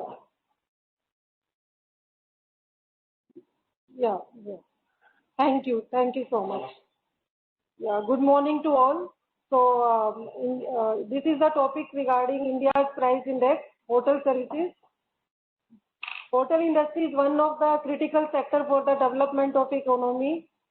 Hotel industry have definitely emerged as one of the fastest growing sector in the tourism sector, and it is regarded as one of the prime factor of growth in India. The country travel and tourism GDP contribution has been increasing over the years. It has shown a 4% growth rate as per World Travel Tourism Economic Impact Report 2019. The sector is also known as a major employment generator. During the period 2014-15, about 6.36 million jobs were created by this industry. In terms of attracting foreign direct investment, the hotel industry is among the top 10 sectors in India. Next slide, please. Next slide is showing how does the data collect in India relating to hotel industry. The National Statistical Office, NSO, Ministry of Statistics and Program Implementation, India has been compiling and releasing monthly consumer price index, which is popularly known as CPI. This is one of the oldest index in India. It measures retail price inflation in our country. There are as many as 600 items under this index. It includes manufacturing, agricultural and services sectors. NSO collects prices from more than 1,000 rural and urban areas, and this item basket has been prepared state-wise using the data of Consumer Expenditure Survey. Hotel lodging charges are the lodging charges paid by an individual for staying in a hotel for a short term. In the CPI basket, India has considered hotel lodging charges and compared with the STR, Smith Travel Research data, which has been further elaborated in the subsequent slides. Next slide, please. CPI for hotel services has been compiled keeping 2018 January-December as the base year by covering total of 167 hotels, lodges, guest houses spread across 6 states. All India combined index for the hotel lodging charges available from January 2014 onwards has been considered for calculation of this index. The index has been compiled after considering different categories of hotel, namely executive, deluxe, economy, standard, double and single. CPI, Consumer Price Index for hotel services, has been computed by dividing the combined index value of a month with the average using geo-mean of the base year index value and multiplied by the 100. Next slide, please. This graph shows the trend of CPI hotel services and the inflation. CPI hotel services has been shown in green line and inflation has been shown in the red line. Rate of inflation in the initial month of 2019 was negative, which continued to increase in the following months. The highest inflation rate is recorded in the month of July 2020, that is 37.4%, and it started declining afterwards. Next slide, please. Smith Travel Research for hotel services has been compiled, keeping 2018 as the base year by covering approximately 5070 Indian hotels. Average price data from STR for the year 2018, 19 and 2020 has been provided by IMF for the trailing 7-day average rate for the entire country for each week in a year. For compilation of STR, total room demanded and revenue is considered for the year for the 3 years. Next slide, please. STR for hotel services is computed based on the ADR, that is average daily rate, which is calculated by dividing total revenue in a month of the year with the total rooms demanded in the same month of the year. Then ADR value of a month is divided by the average using geo-mean method. ADR value of the base year and multiplied by 100 for obtaining STR index. Next slide, please. The graph represents the trend of STR for hotel services and inflation. A sharp increase has been observed in STR revenue data.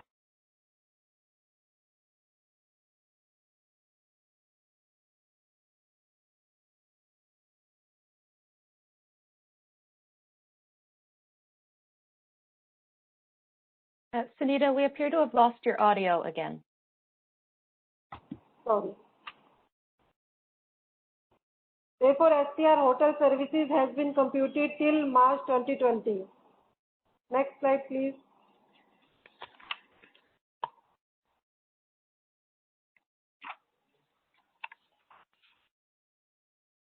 Here the comparison between the CPI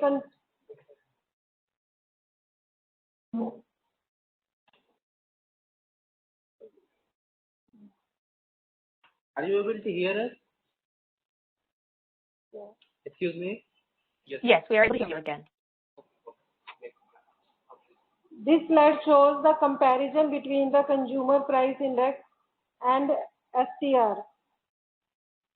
The trend pattern of India's CPI and STR is not similar, which may be due to the fact that data resources, that the data source and the methodology are different, and difference in the coverage of the hotel between these indices. So our suggestion is that let us work together closely on addressing all the challenges which has come out in the measurement of hotel services accommodation index. With these words, thank you so much.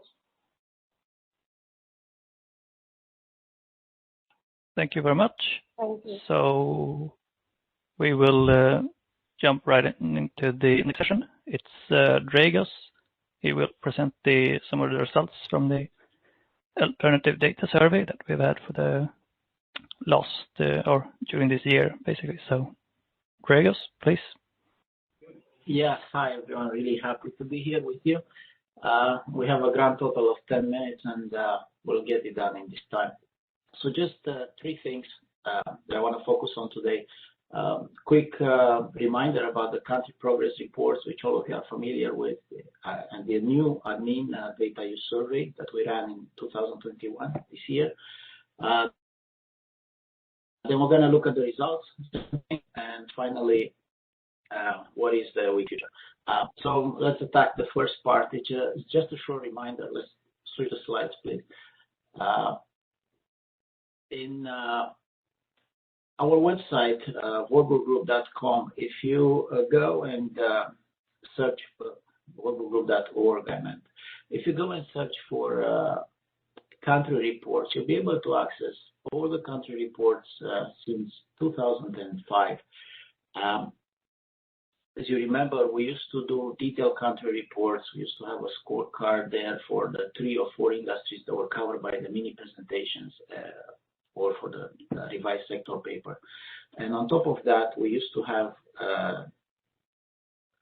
a mean data survey as well, put at the end. So all that information is available, and it's really interesting to see how it evolved over time. You might find it useful when you compare your own country against those results. Now, in an attempt to reduce that survey burden, we discontinued that procedure in 2021, and we started a new survey. The goals are listed there, but imagine a situation where we would be able to, that's what we want to achieve, we're able to easily compare against other countries and see who could be our development partners, see what others are doing and what kind of admin data is that they're using. And this is what we want to achieve with the new survey.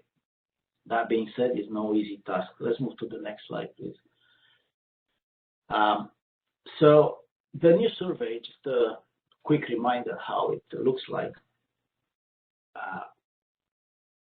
For some 200 IC4 industries, we're collecting information. We asked you in the last few months to report on the data source method and on the publication status. So data source method as in, is the data coming from a questionnaire? Is it coming from web scraping? Is it manual or is it automatic web scraping? Is it a corporate data set? Is it credit card data? Is it CPI? What is it? And so results started coming in. We can do a lot better, and this is a soft reminder as well to please fill in the surveys and continue sending it back to us, because we really need this information to be very useful for all of us. So now that we have the information, let's go to the next slide and just focus only on some key results. The thing is, we uploaded the data set on the website and encourage you to browse it. And as new countries are reporting, we'll update that data set and you'll have access to it. So it's really big, and it can be sliced and diced in 1,000 different ways. So this is just an example of quickly what we learned from that. Response rates kind of started taking a dive over the last few years. We noticed even in 2019, we had around 19 countries reporting the survey. So far to this new survey, and recognizing 2020, 2021 weren't good years to run surveys for any of us, but we currently are somewhere below 15 countries. And so we would really like to get more countries in, to get a little bit of a better view of what's going on and who's using what. So far, an interesting find is that to a large degree we still depend on, you see it in blue there on the right hand side on the pie chart, we still depend on questionnaire data. Questionnaire data accounts for some 62% of the data that comes in all these 200 plus ISIC industries that we collect. Then the second best data source is the CPI. There's really strong links between, as we know, between SPPIs and CPI. And so CPIs are quite well represented with around 16%. Web scraping, surprisingly to me, is low, and further from those reporting, it seems that they are using manual web scraping as opposed to APIs or automated web scraping. So that's probably an area where we can make more progress, or if other countries report, we can learn what others do. But web scraping, I think it has quite a bit of potential, especially in industries like we just heard, like travel accommodation. Let's go to the next slide.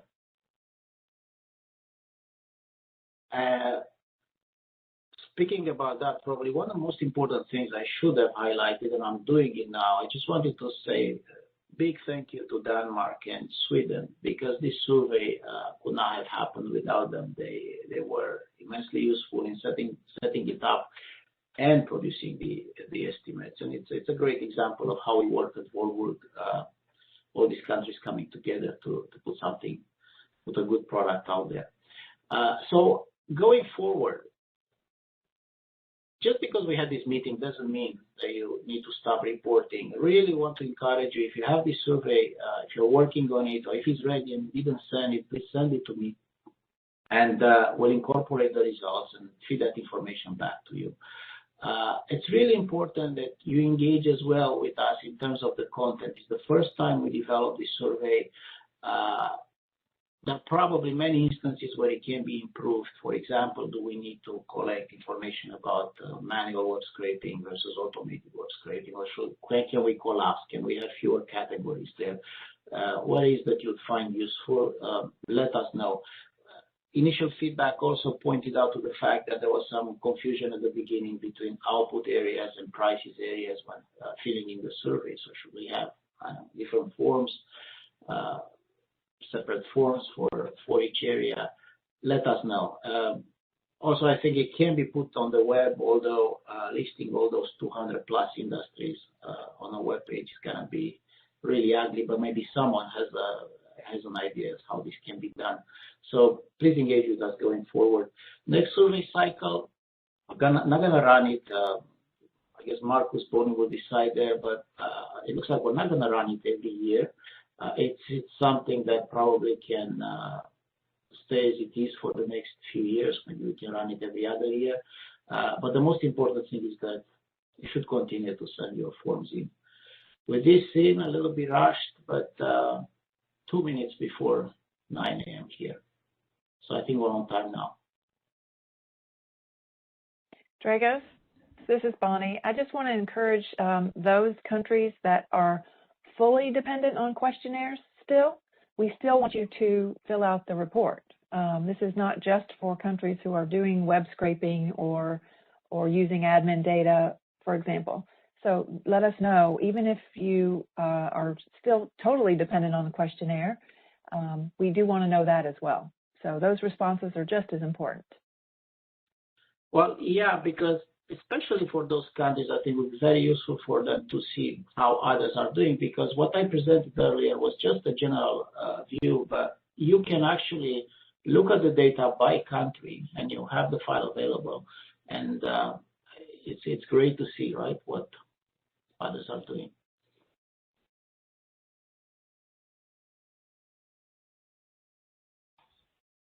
Yes, thank you. Yeah, thank you very much, Dragos. So we are back right on time, actually. So should we have a 15-minute break, and then we will be back with the next session. Back, everyone.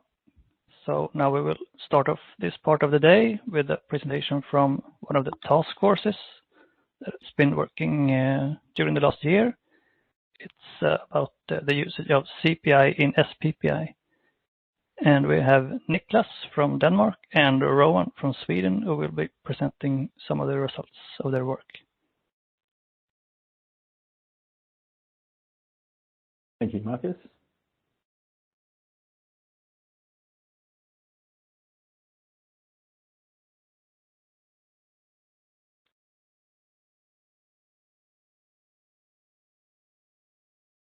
So welcome everyone to the session on what the task force has got up to this year, specifically looking at CPI usage in SPPIs. And it's a pleasure for Niklas and I to present on behalf of what was a wonderful group of participants in this year's task force. And if I may ask, for those of us that have worked in the task force, if you're present, perhaps just turn your camera on for a moment and put some faces to these names. But as you can see, and while that happens, it was a typical Voorburg style, contributions from a lot of people from all over the world. I think it's always a positive if you can reflect back on the task force and you can feel like you had a few laughs along the way and also put in the hard yards, and it's been a good. So a big thank you on behalf of Voorburg to you all. And without any further ado, let's go forward to the day's agenda. Thank you, Melanie. You were the only one that dared to show your face. Yeah, Nicholas turned his video on too. Oh, okay. I missed that.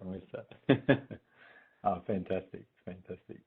And I think it's perhaps just Jean-Marie that isn't with us today for today's session. He's moved on to a new position, but a big thank you to him as well. Put in a big effort. We're going to look at some matching that him and the French colleagues did later in the presentation. So next slide, please.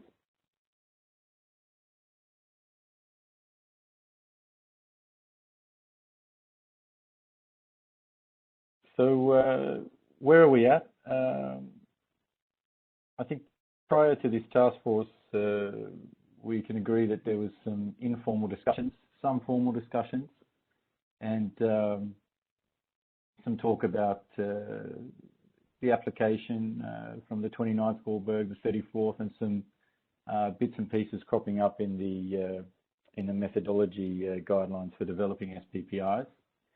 Where are we at after this task force?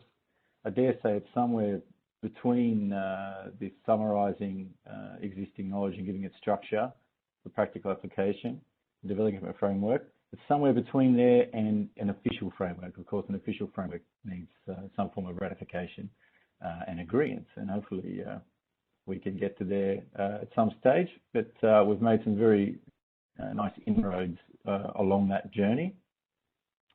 And as Dragos pointed out just before the break, when it comes to CPIs, we can see in the data that's rolling in off the surveys. Another plug for that, please send it in, please send your data in. We can see from that data that the CPIs as a data source outside of our traditional methods is the biggest method. So very important to knuckle down and get some good business rules surrounding its application. Next slide, please.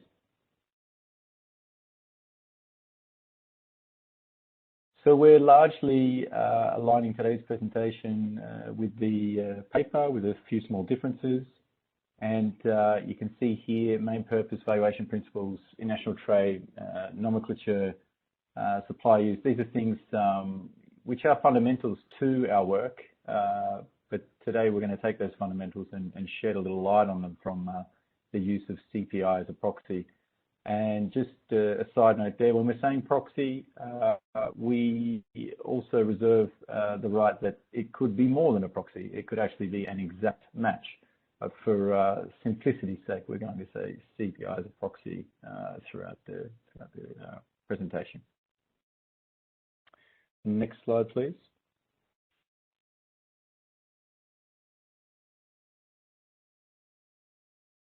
Nicholas, you had something to say here, I believe. Yeah, can you hear me? Yeah. Good. My name is Nicholas, obviously, and I'm presenting to Denmark, and I will take you through a couple of slides. So, the current guidance in the OECD and Eurostat manual is not very thorough at the moment. One of the only things that actually says is leg once, used many times, and if it's possible, household final demand is almost 100%. It is a good proxy, and that is, as you will see, a very one-dimensional thing of way of thinking of CPIs as a proxy for an PPI, and we will kind of dig a little bit other places as well as in the household final demand as a giveaway if it's good enough.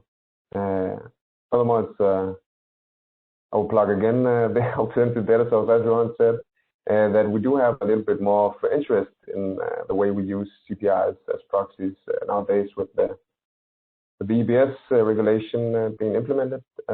Therefore, myself, at least, have gotten a whole lot more experience using CPIs as PPIs or not using them based on a couple of these things we'll go through. And for me, the use of supply and use tables has definitely been something, I guess not eye-opening, but something that we haven't really used as a data source before. So we will get into that at a later stage, but that's definitely some takeaways for me. next slide, please.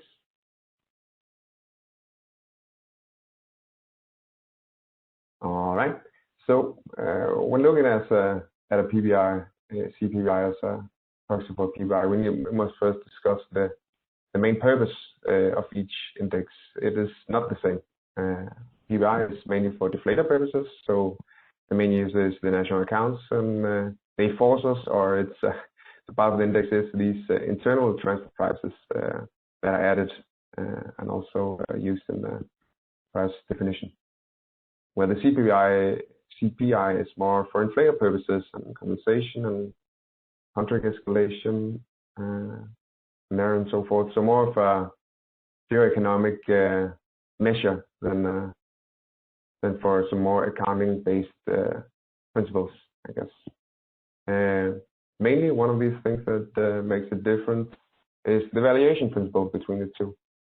So a PPI would mostly, I guess, use basic prices. That's what the European regulation says we must use, which is the amount received by the producer without all the taxes on, but plus subsidies, and the CPI would get the purchaser price, or is meant to measure the purchaser price,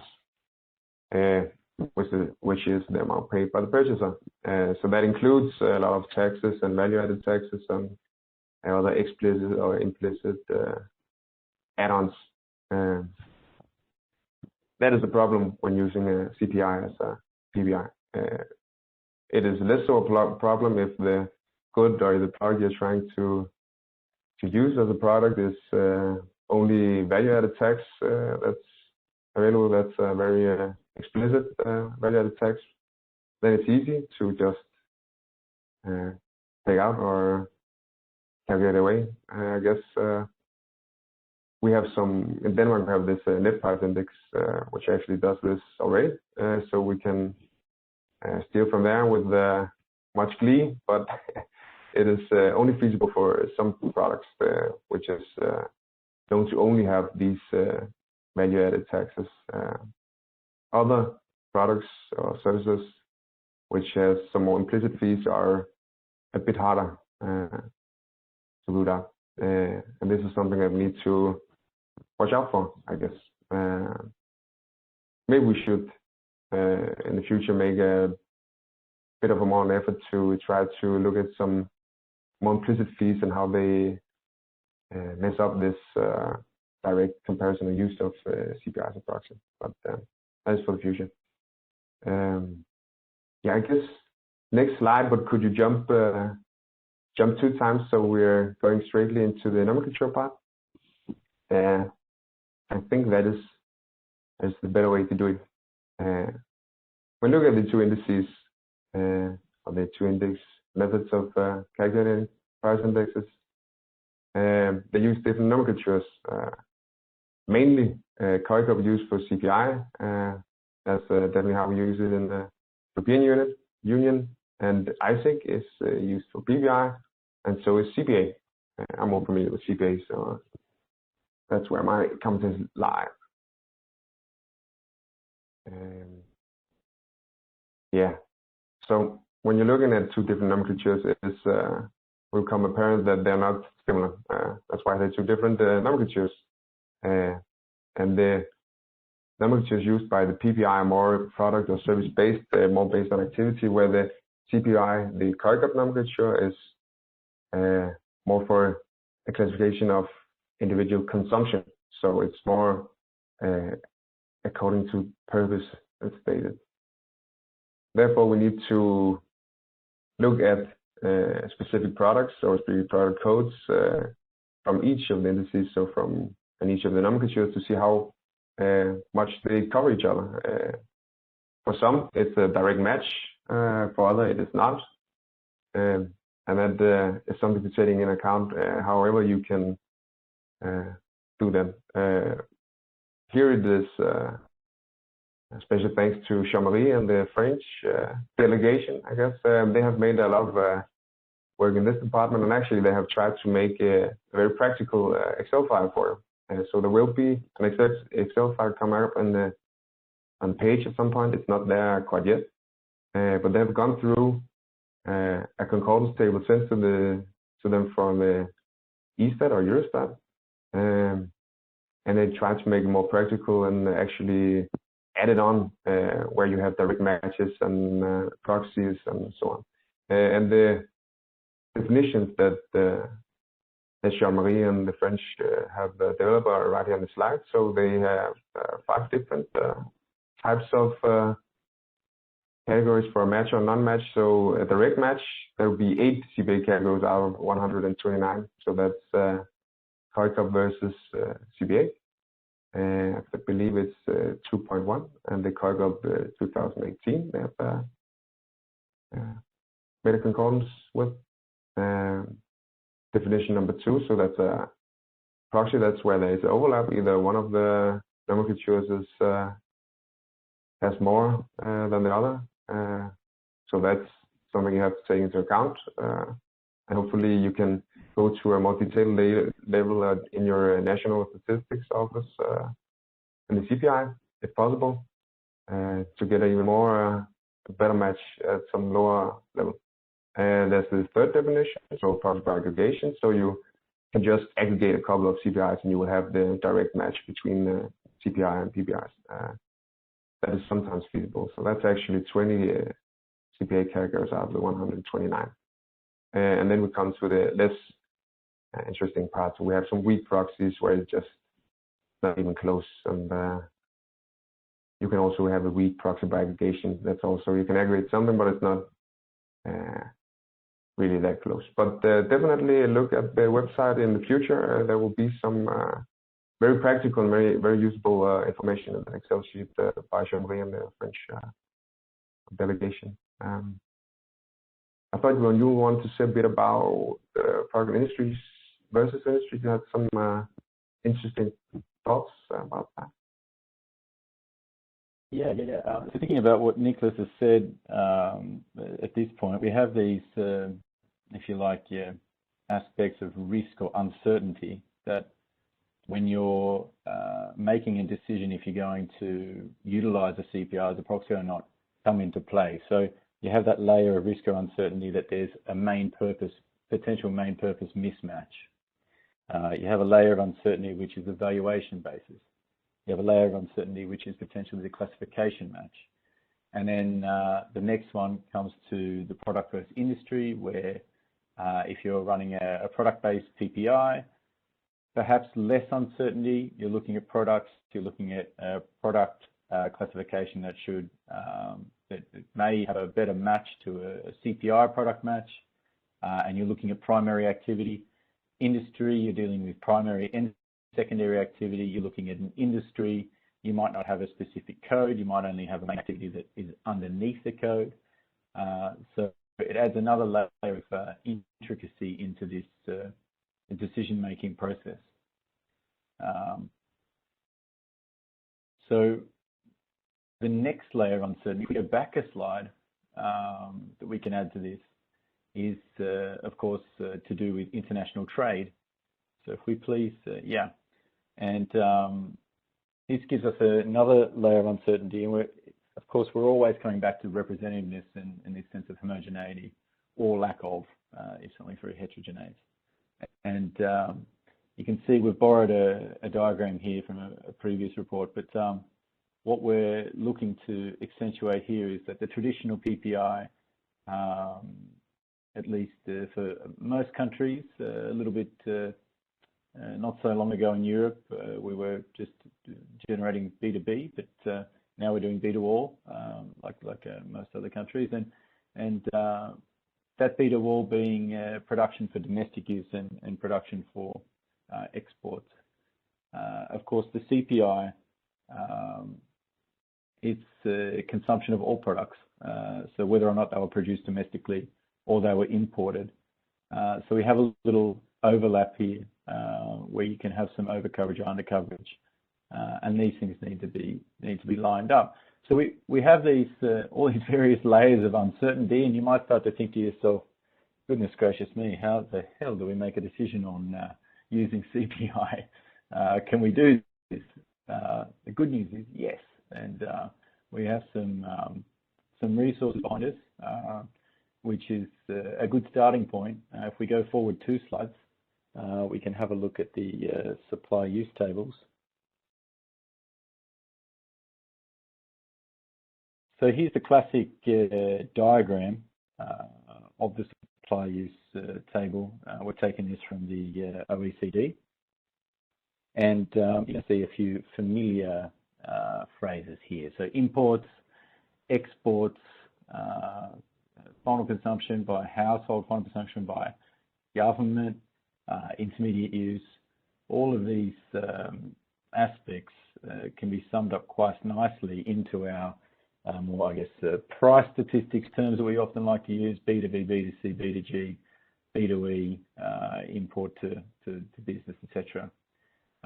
But we definitely recommend, if you're not up to speed with supply use tables yourself, strap on in. We're not going to go through it now, but please take a look at the article we've left a link for there. That's quite a nice introduction. But also contact your national accountants internally. Everyone's domestic situation or national situation is different. So the amount of detail that you have or do not have can be a big determinant in how useful these supply and use tables are. But talk to them, start that dialogue. Of course, start a dialogue with your Consumer Price Index colleagues too, if you can. That's going to be a big benefit. Let's go to the next slide.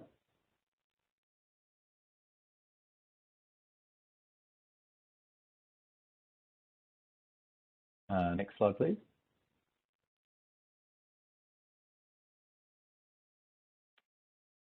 Back one.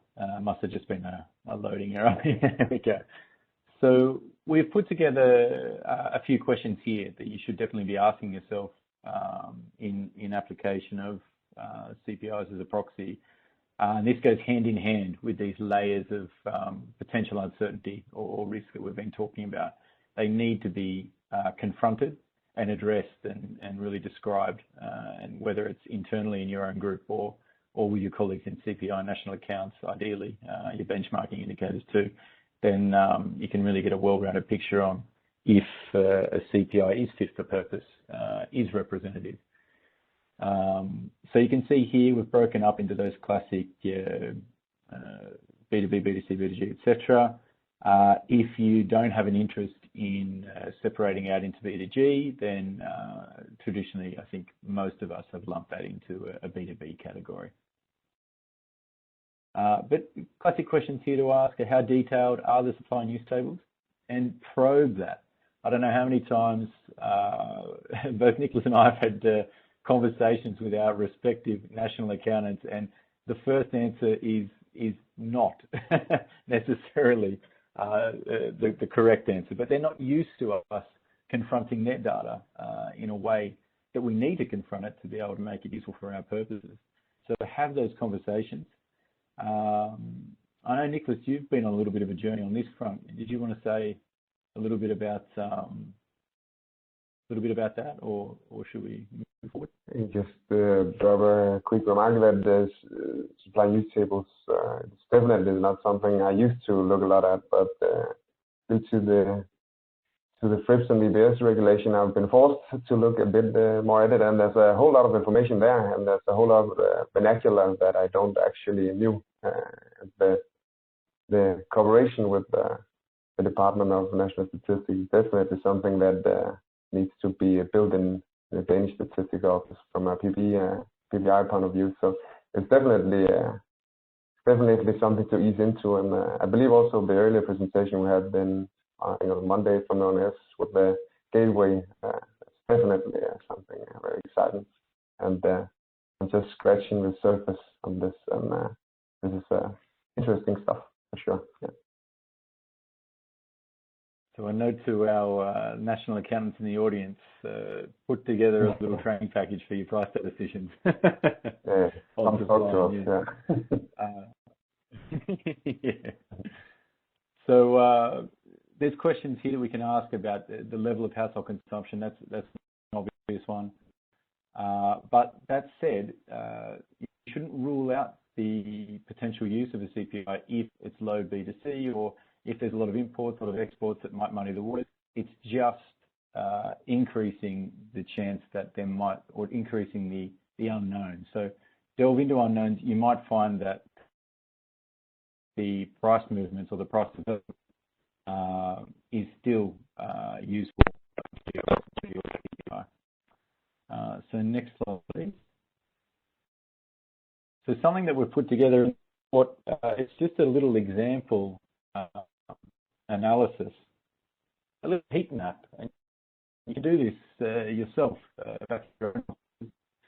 We've sourced the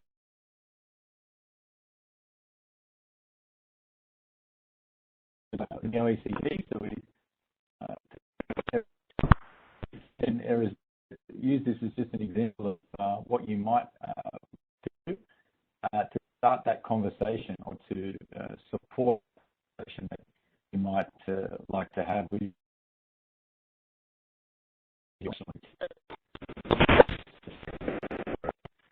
So in this example, we're taking a look at we can see that B2C going on. Rohan, we're having issues with your audio. Would you be able to try turning your video off to see if that helps connection? Case where our CPO. Rohan, can you hear me? I think that's bad or.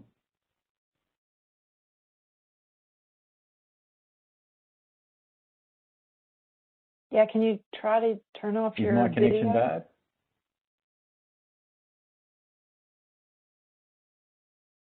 Yeah, we're having a little. Yep, definitely. If it continues, I'll swap to another internet.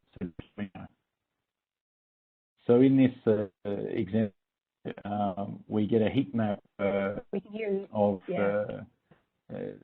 different. Okay, great. We get a heat map of where the candidates for proxies might be. You can imagine that, or you can see in the report, a much bigger table, and that gives you a nice overview for future planning as well, not just as an analysis tool, but an operational tool, a strategic tool, and really can help to guide your discussions internally about where you want to focus your development activities. It could lead to a quicker pathway of expanding your coverage for your PPIs if you're in that development phase. For a country that has a more developed program, it might lead to cost savings and resource redistribution. So there can be some really good benefits in conducting this sort of analysis. Next slide, please.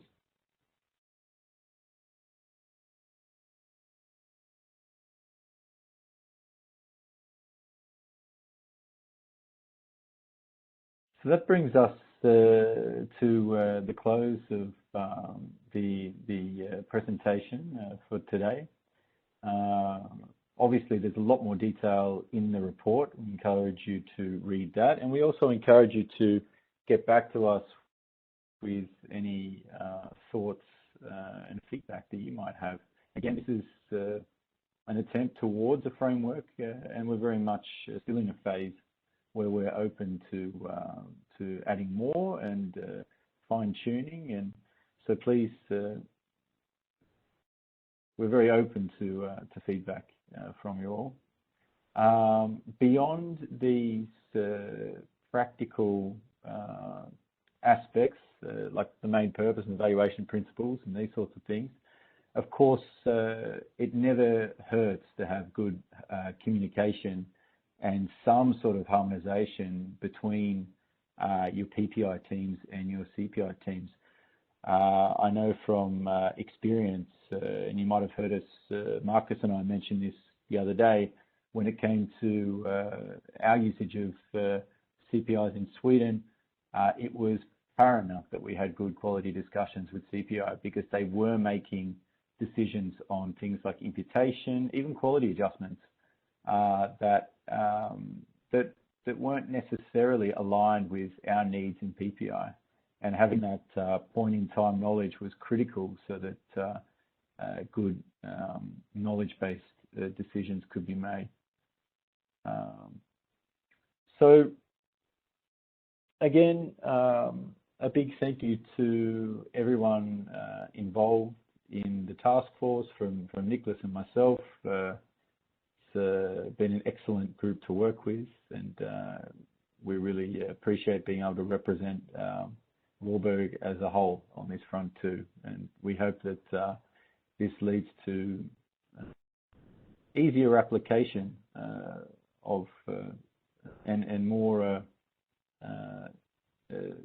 knowledge-based application of applying CPIs as a proxy in your own work programs. Thank you very much. Okay. Maybe as a last side note, we should advertise for being in the task force. It's very helpful to see the different views from other countries in a work relationship and see your colleagues over the year of Voorburg instead of just once each year. So that's definitely something that helps a young statistician as myself to rub elbows. Is that the way you say it, with the statistics grades of other countries? And yeah, it's definitely a fun experience. So definitely go join if you have the inclination. Yep, thank you.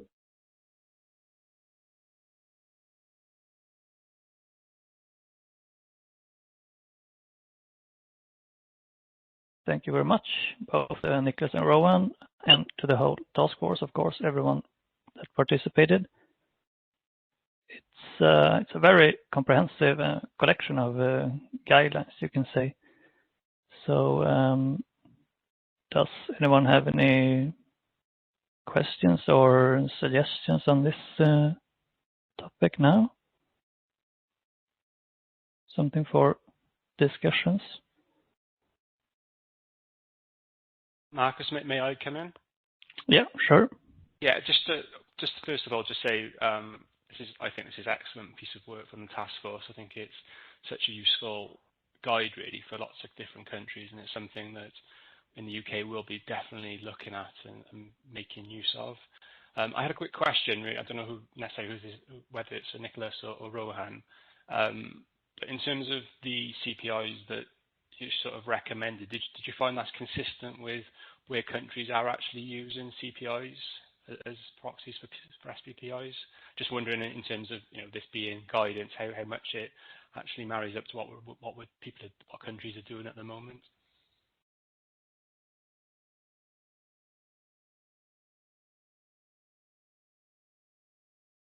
I think what's been really positive, Craig, is that we have these results from the alternative data survey, and I think we do see largely where those recommendations have been. We see that that being reported back. Now we've just had 13 countries report back on that so far, so it could be a little bit of bias there somehow, but definitely some highlights there per industry, and I can highly recommend delving into that file and taking a look. And but I think too, very case by case, how national economies. I know I'm not saying anything new here, but certainly in Sweden we have a lot of like subsidies which go to certain household activities, so they might not show up in the CPI at all.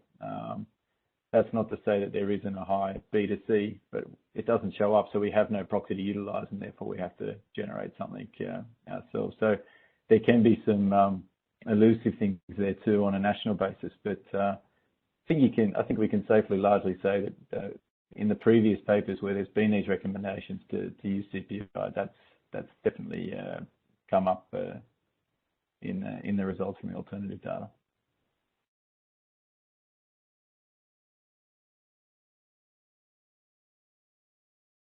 I will say this, for better or for worse, because for better or for worse, because we have applied these perhaps without using this sort of more thorough framework, and I think having a framework to give us that harmonization between countries, and also to really double check if these CPI usage is fit for purpose, is appropriate, is representative, that might cause a bit of a change in the way things are as well. I had two questions. Oh, Everly has raised her hand as well. My two questions hopefully will be very easy. Is the concordance that the French did, that you said it was going to be posted on their website? Is that the French website? And I think we're going to try to post that on the Voorburg website for this session, if we can get it up on the website for people's reference. I think that's what we're going to try to do. But I just wondered if that was final. And then what steps do you think we need to take to get sort of a ratified framework? Are you expecting that the ratification come from the Voorburg Group? Those are my two questions.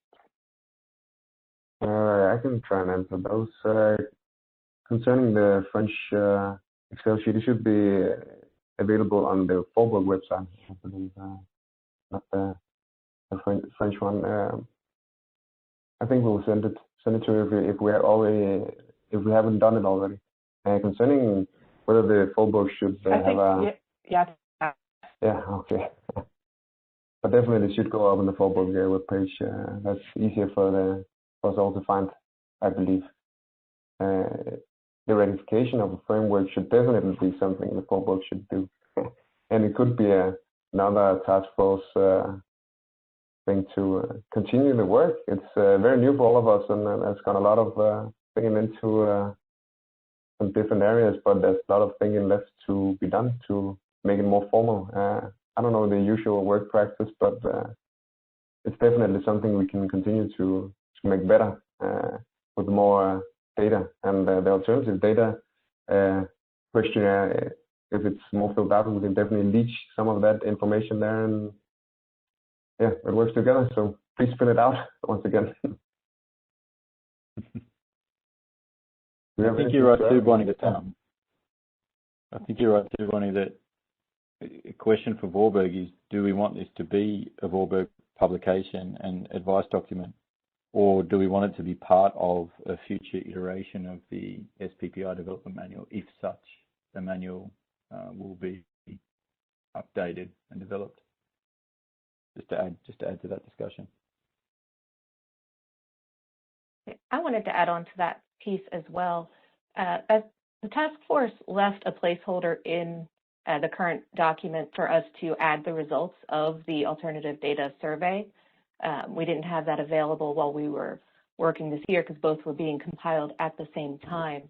But I do think it would be useful to kind of build on this framework that we've developed and look at what countries are actually doing, compare the two, see where they're similar or where they're different, and maybe also do a bit more of an analysis of what the impacts are.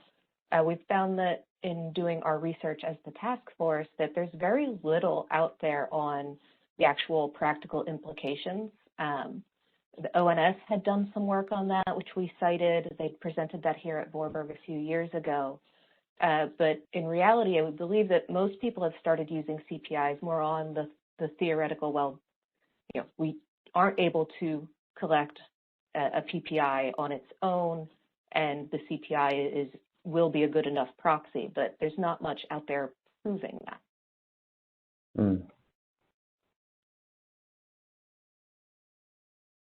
Good point.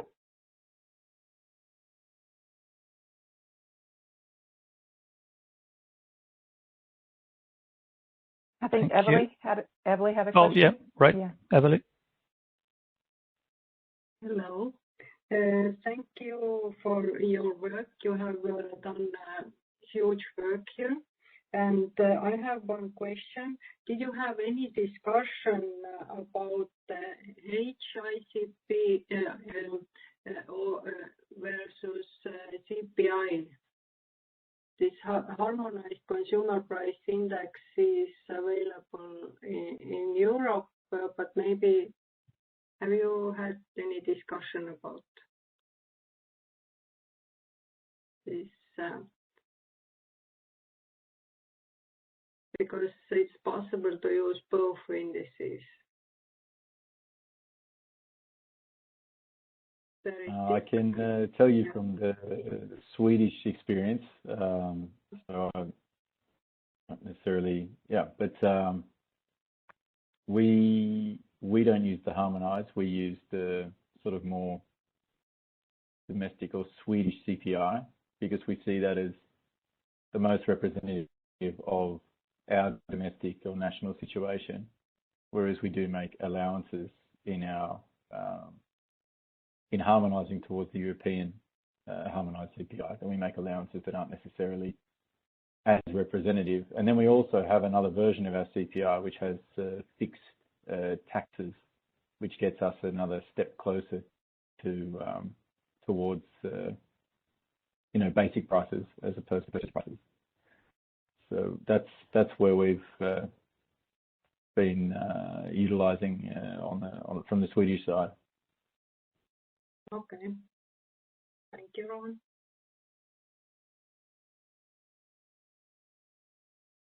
I guess I can also take it from Danny's perspective. We use the net price index in Denmark, which is similar to what Ron said. So we don't use the HRCP as well. For similar reasons, yeah.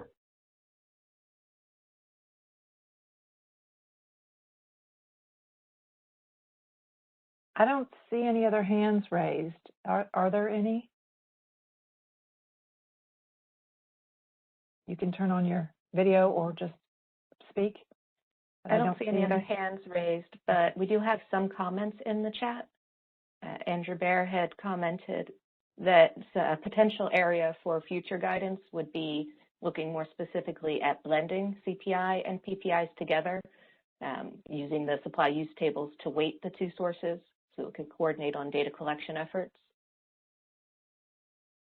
And it looks like Richard Hayes in the UK says that that's an approach they have used in the past, but that weighting can be complex.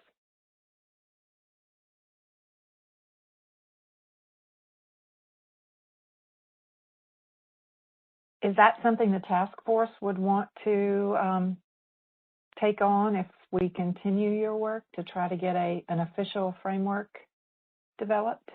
Or do we accept this as our official framework as is?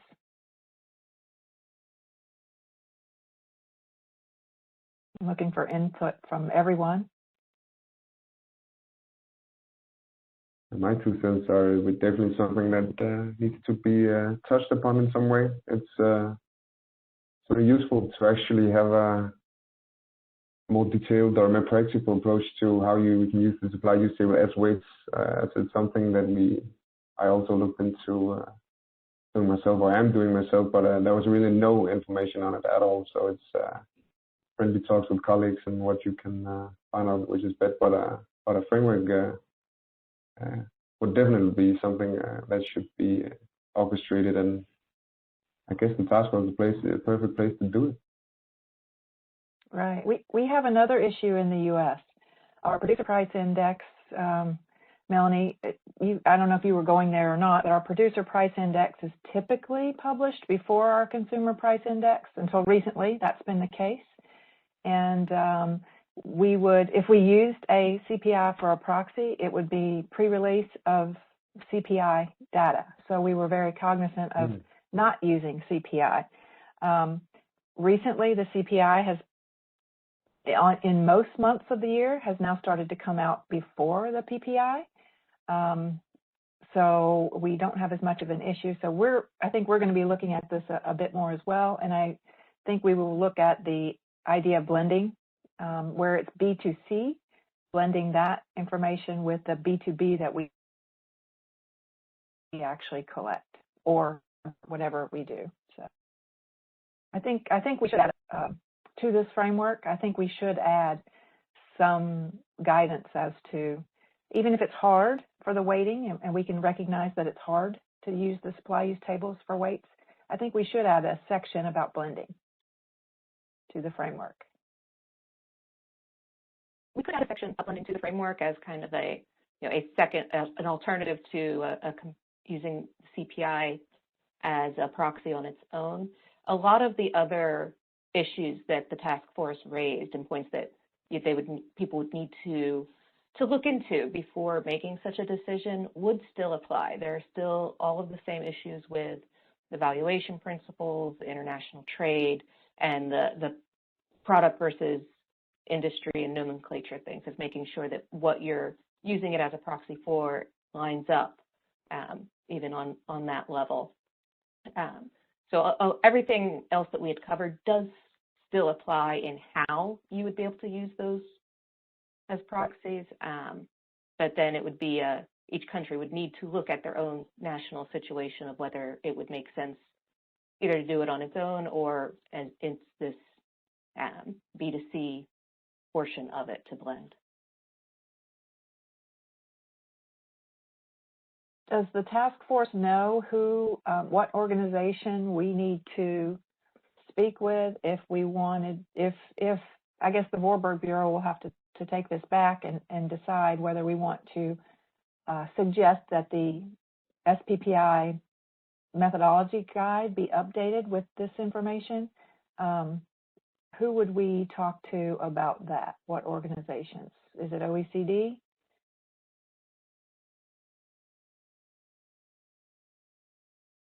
It could potentially be Eurostat. Okay, good. Thomas is on if I'm not for Eurostat. So. Okay. I believe it's a joint guide, OECD Eurostat guide. So. Yeah. Okay. Okay.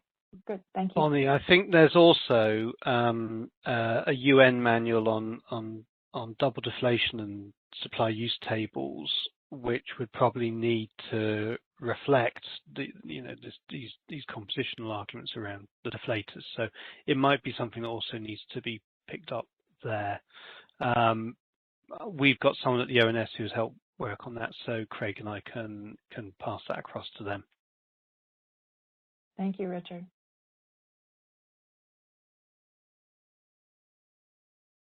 Would it be worth flagging this with the Ottawa group, or is that a stretch?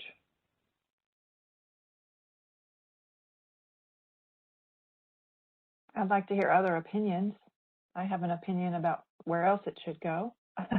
There's a UN ECE group on the CPI, the practical, like us, like the Voorburg Group. There is a UN ECE group that is concentrated on the practical aspects, and maybe that group would be good as well. I have a contact there from the US.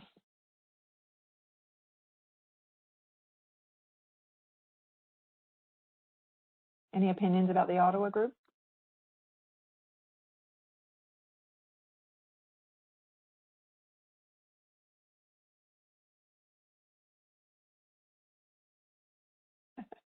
Rohan gave us the thumbs up. Okay. We may be asking the Voorburg Bureau. I think you're right, Bonnie. Yeah, go ahead. I think you're right. If this could somehow be like something official, a part of the Ottawa group or the CPI programs in general, then it would give us all an easier task in front of us when having those conversations with them. That they should be thinking of us as well when they're doing their developments. Right.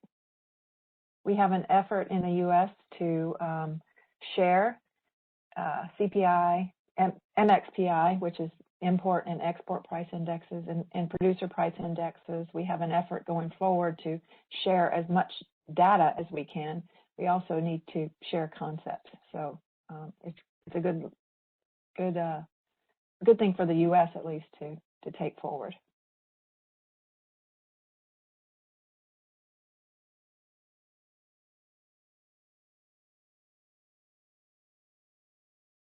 Okay, I think we can talk about this some more. Marcus, are we on schedule, ahead of schedule? Yeah, we're at about 15 minutes or something, but yeah, if there are no more questions or suggestions, but if there are later on, you are more than welcome to email any one of the task force members or the Bonnie and me, and yeah, so we are more than interested in having more input to this question. Right, we have to be able to make decisions on behalf of the Voorburg Group about who to circulate this to. And I've heard lots of different organizations and So we may have our work cut out for us. We also need to ask the task force if they feel that it's advantageous for them to continue their work for one more year. Do you have enough work to continue for another year? Or can we have maybe the addition of the blending to this framework by the January due date for final papers, and then we can circulate it to these international organizations?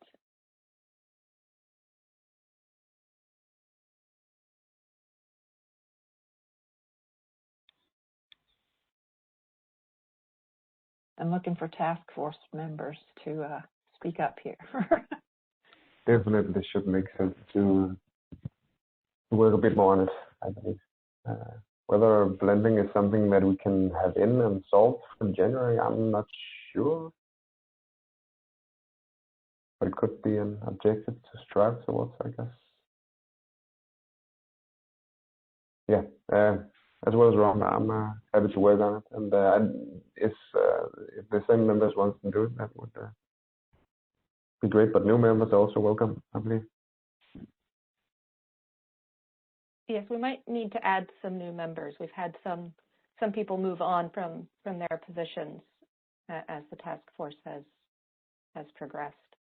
But which has nothing to do with the task force.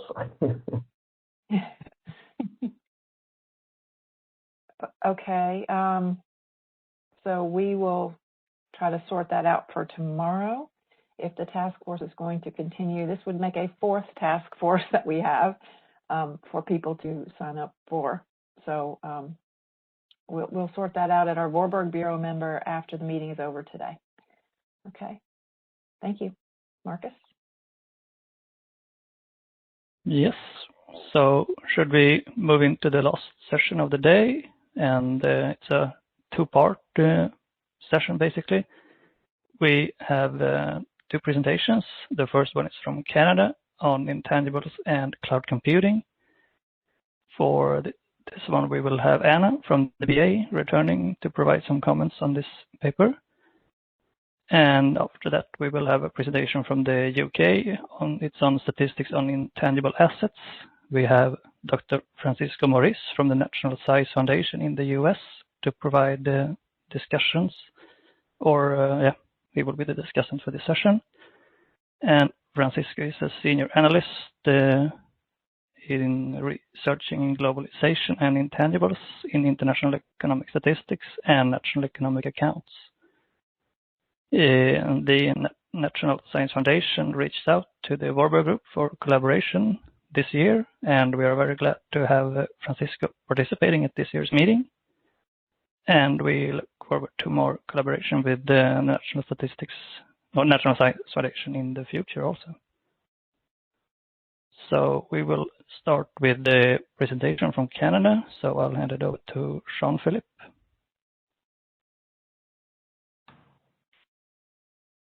Yes, good morning. I hate to ask this, but can everyone hear me? Yes, we hear you. Perfect. Well, good day to everyone. My name is Jean-Philippe Tardif, as just mentioned. I'm honored to be at Voorburg for the first time, honored to represent StatsCan, and also grateful for organizers in the Eastern time zone for putting us at 10 a.m. So thank you very much. Well, as mentioned, we'll be talking about our work on the cloud computing services producer price index. A bit of a mouthful, but since we work in the producer prices division, this will be strictly in a PPI context. We can go to the next slide there.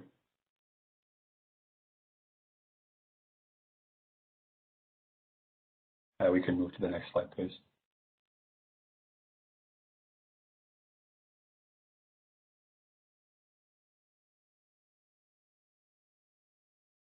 Sorry, we're working on the slide. Oh, no problem. Maybe I'll just give an outline of the presentation from memory. So we'll start first off with a bit of a context, a why for the whole project. From there, we'll go into the challenges and the questions we faced. This actually seems to be the maybe the third slide.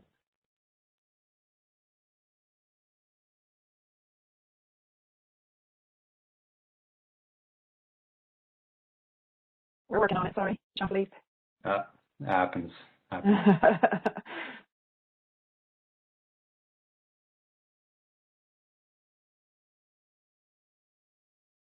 could have, maybe I could have made it a lighter presentation. Oh, no, definitely not. But I guess I'll just talk over just an overview. So yeah, context, a bit of a narrative of this journey, since that's what it's felt like. Some technical details and results, and then if there's any questions, I'll be happy to answer them. Of course, if you'd like to contact us, the best way is through Dragos, and then disseminate it to our team. Okay, perfect. Thank you very much. And thanks everyone for your patience. So yes, cloud. We don't have to spend too much time on why this is important. This industry is important. It's here to stay. Still has a lot of momentum. There's some stats there for the Canadian context. When I mean industry, I don't mean to irk all the purists in the audience. I just mean more of a sector, although people obviously, when they write it for this sector, they would probably call themselves an industry, but we can just use that in parlance right now. Also at StatsCan, we produce currently something called the Informatics Professional Services Price Indexes, which cover will be considered legacy IT services. We've been doing that for several years now, and from there we've gained a lot of understanding about this sector, the limitations, the challenges. However, the real reason why we did this whole project is because we wanted to be ahead of the game, have a deflator for our national economic accounts before even the task arrived. You know, it would take some time before we could work out the kinks or strategy, and that's really it. We just anticipated that happening. This industry, well, there I go again. This industry is just dominant in terms of the coverage it gets in the sector, so we can't ignore it anymore. Okay, so we can go to the next slide, please.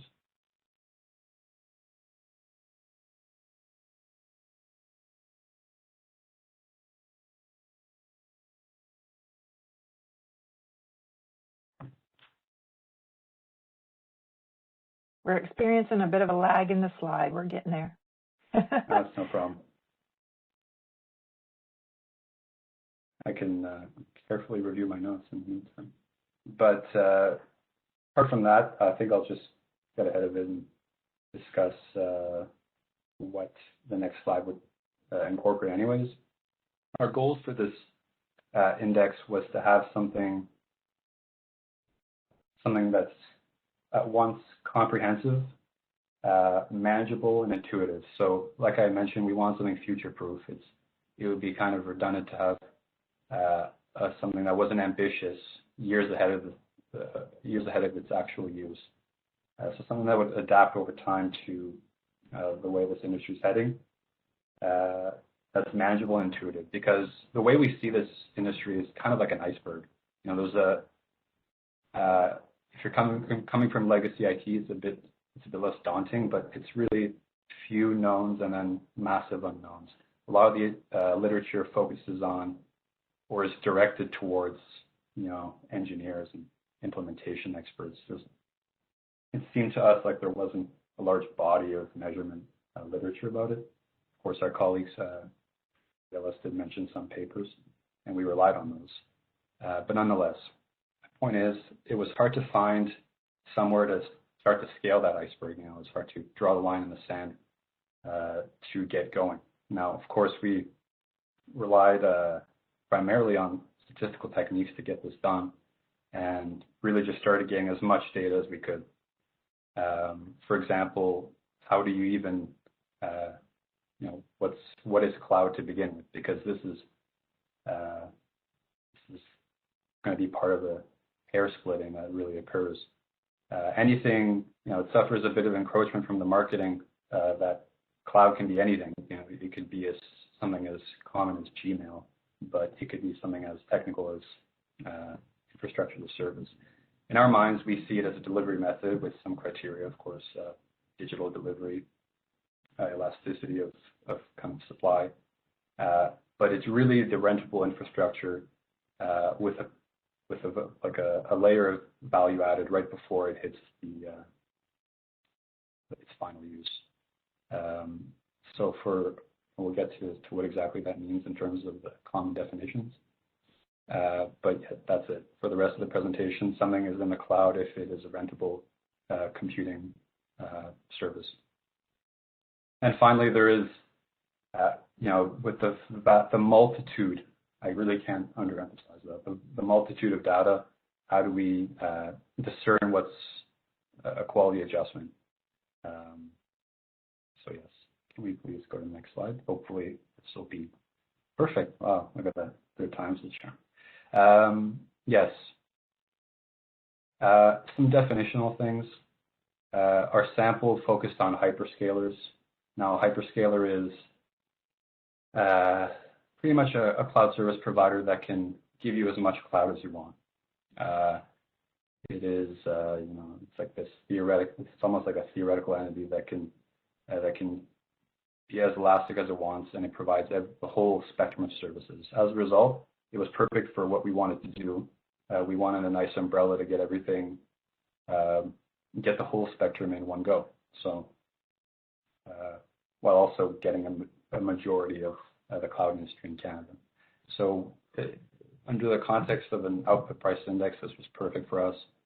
We could get what we call IaaS, PaaS, and SaaS, as it's commonly known, in one fell swoop.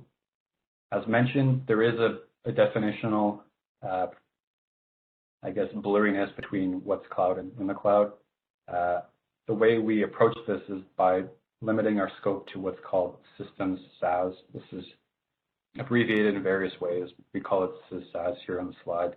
This is more or less software as a service that is directed or implemented specifically in regard to some IaaS or PaaS services. So, like I mentioned, SaaS can be anything like Gmail, whereas this is more or less stuff that would be used in relation with database management programs, things like that. It's still significant in terms of revenue, we believe. So we could get the whole alphabet of cloud in one go. Of course, IaaS is the simplest. It has, under a dozen relevant variables to study. It's really conducive to hedonic techniques, like our colleagues showed. We wanted something again that was adaptable to what's coming, so to speak. So unfortunately, we did explore the hedonic technique just because it's really familiar in our shop. However, it suffers from, in our minds, a bit of a rigidity of form. And there's some, I guess, assumptions we'd have to make, just even bare bones OLS ones. But more or less, if we wanted to cover the whole, the whole revenue of the market, we couldn't, fortunately, limit ourselves to IaaS. Now, as mentioned, there's a lot of things we know positive. So there's few things we know positively. What we did is we tried to deduce as much as we could. If you study the data, this is going to come, the pattern detections are going to come naturally. You're going to notice how these hyperscalers advertise their products, what's a relevant product if you marry that with revenue information, external revenue information, of course, when available. What are certain variables? It's not just, they're not all just numbers, even if it looks really nebulous from an unfocused view. So yes, I guess what I'm trying to say is that once you really start to study the data, you can make certain very efficient assumptions that get you to a nice framework to tackle what seems like this, behemoth. Now, a question, the hedonics one is a big question we would get. The other one is, why don't you just pick up a typical bill and measure it over time, since that's kind of what we have in our other service PPIs at STAS. Well, that's the thing. At the product level, it's easier to come up with one. But when you have come to what we call the subproduct level, there's just such a vast permutability, and I think any industry source would agree that it's almost impossible to pin that down. Really, that's just an opportunity for bias. There's the whole set of subproducts is not convex to begin with. It's not,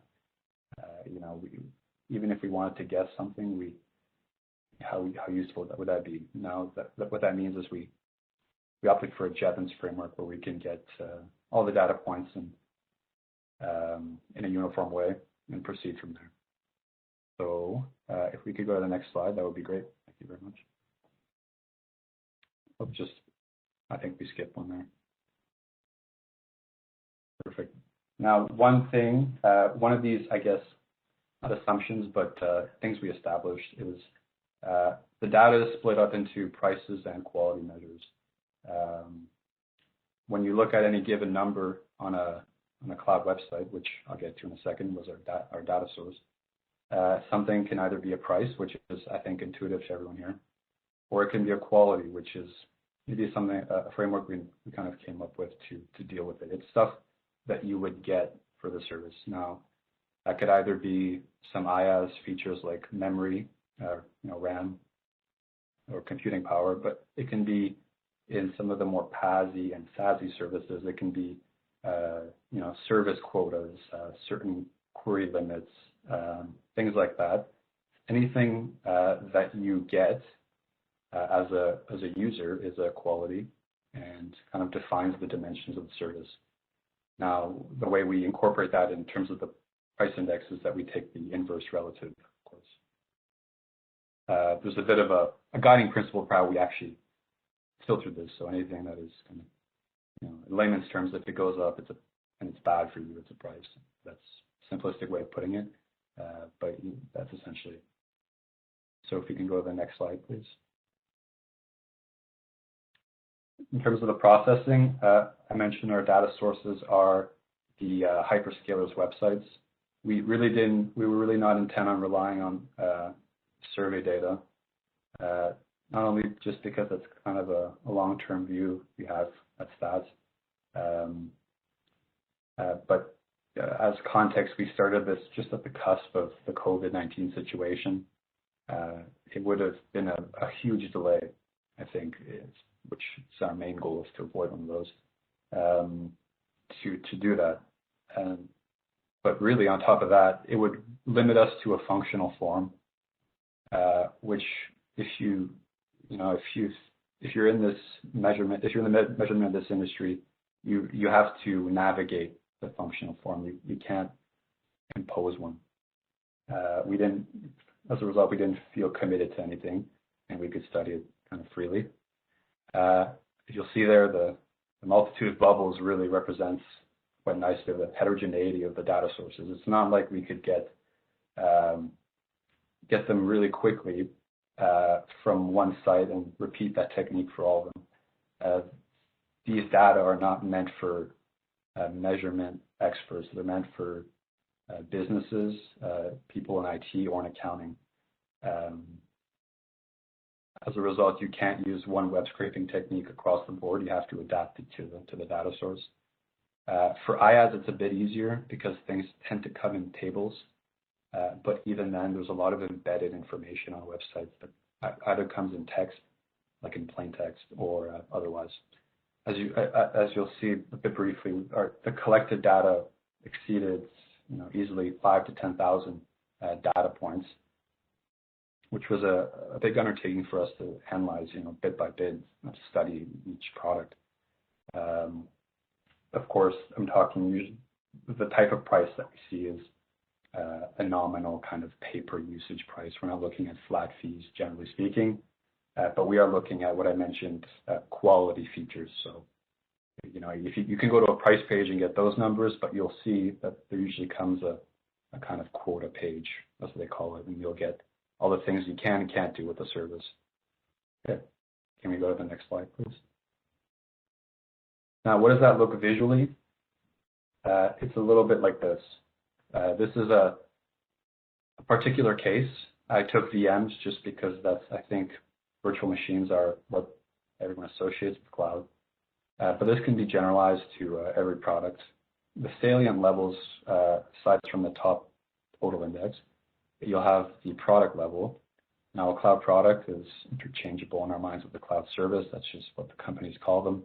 This is like your VM, your BigQuery, this and that. I'm not going to name drop any, plug any more products here, but this is what everyone, I think, understands.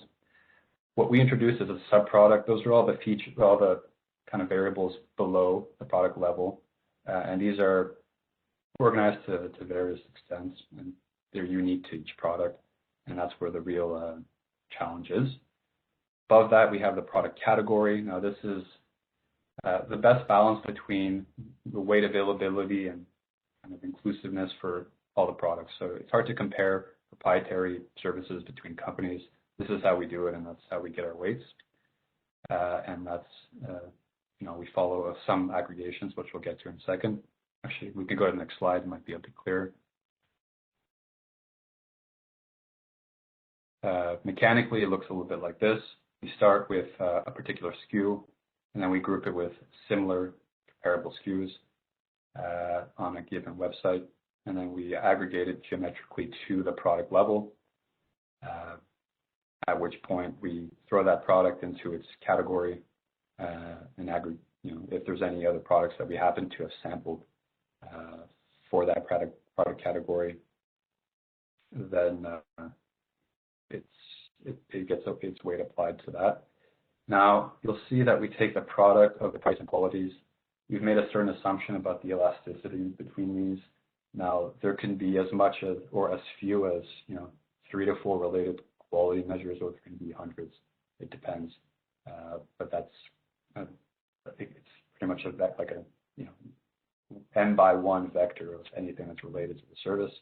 And from there, we follow a geometric and arithmetic aggregation all the way to the top. Actually, if you don't mind, could we go to the previous slide? Just like to clarify that. At the product level, we have about 40, we have exactly 45 products that we measure over time. These are the ones that we arrive to by either by gaining industry knowledge from usual sources, or by studying exactly what these companies advertise. That may seem speculative, but we have, I guess, a homegrown method to doing it. And of course, this was supplemented before and after the fact with revenue information that we have. But at the product level there, we have 45. At the sub-product, this is where we get into the tens of thousands. So we can, just to clarify, it'll be relevant soon. We can skip 2 slides, please. Now, the moment we've all been waiting for, this is what our results were. It's a bit small, and I apologize for that. But our main, I guess, headline index is the red, and the one with no exchange rate applied, since a lot of our data are in US dollars, is the yellow one. Now, before COVID, and even, I guess, post, if we can even say that, is that our expectations really lined up with our results. We expected generally that prices would be likely falling over time. And I guess in a nominal sense, they did on the yellow, but we'll see that there is some nuance to this, what exactly that means. If we go to the next slide, it'll become a bit clearer.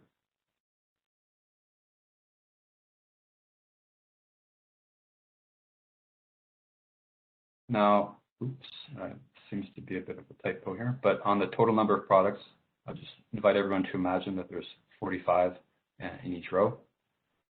Seems to be a repetition of the first column. Now, this table is just telling us that on average, on a monthly basis, we have about 6 to 7 cloud products that are undergoing any kind of index change now, whether that comes from their prices or their qualities. More specifically, these 6 tend to be the same from period to period. So in any given period, a minority of unique products are changing. The ones that are changing more frequently are the IaaS ones, believe it or not. When we do see a price change, it's either a nice little incremental competitive price change, if you will, in the IS products, or it's a whopping, which is maybe not a statistical term, but it's a very significant price change that occurs every couple of years. And that's just the nature of the industry that we've, if you go on, for example, the AWS blog, you'll notice that they advertise these slashes. And that's really it. Now, as our BLS colleagues mentioned, there's a lot of product entry and exit. And we notice that at the product level a little bit, but mostly at the sub-product level. There's a lot of things that go, I guess, that become available or not in your region. Now, that's tricky for measurement, but it's important to remember that there's, generally speaking, it's very difficult to pinpoint a total cloud price for non-IaaS services. Since that's what our scope was, it's difficult. It's, I guess, perhaps a limitation, but I think a very profitable trade-off to not focus on the entries and exits. In the Jevons frameworks, what that looks like more or less is that we just capture a geometric average of available prices in the basket. So that's, I guess, long story short, is that we see big changes, a lot of small changes, quite polarized and limited to a few products.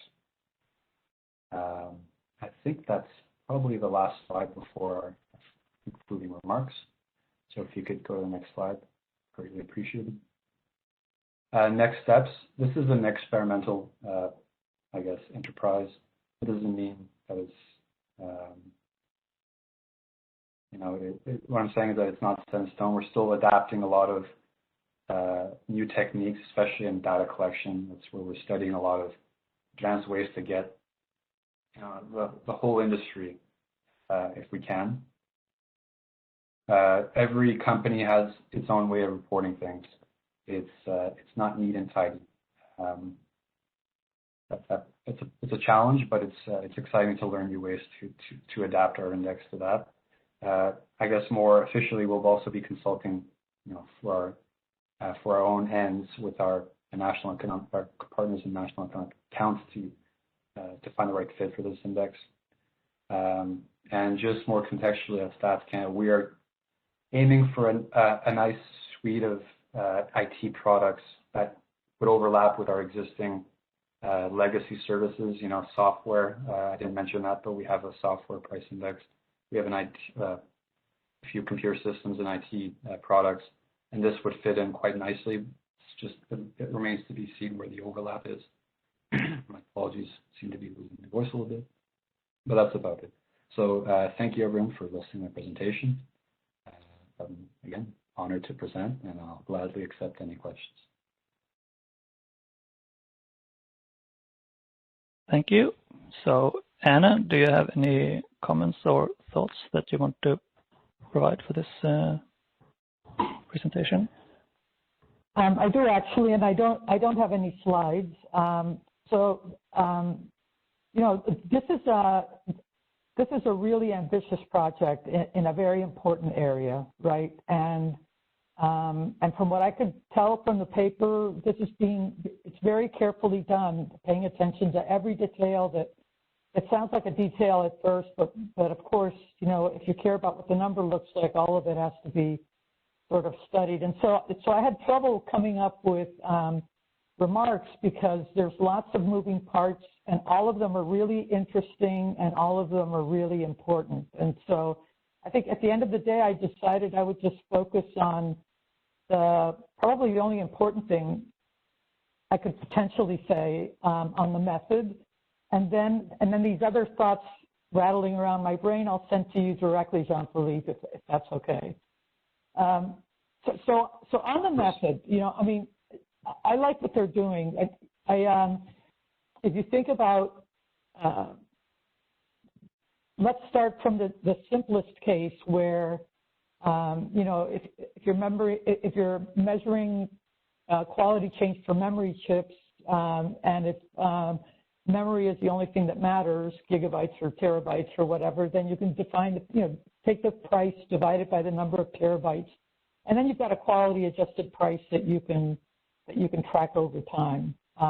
So in the case where there's only one characteristic that matters, and if you happen to have your hands on it, you could do something like that. And that sounds really simple, but you'd be surprised how many people have used this. So Byrne and Corrado, in their monumental study of communications equipment, had several segments where they had to resort to that kind of analysis, in part because they were looking back over history where you can't scrape anything off the web, and in part just because it was it made more sense than trying to do something a little more complicated.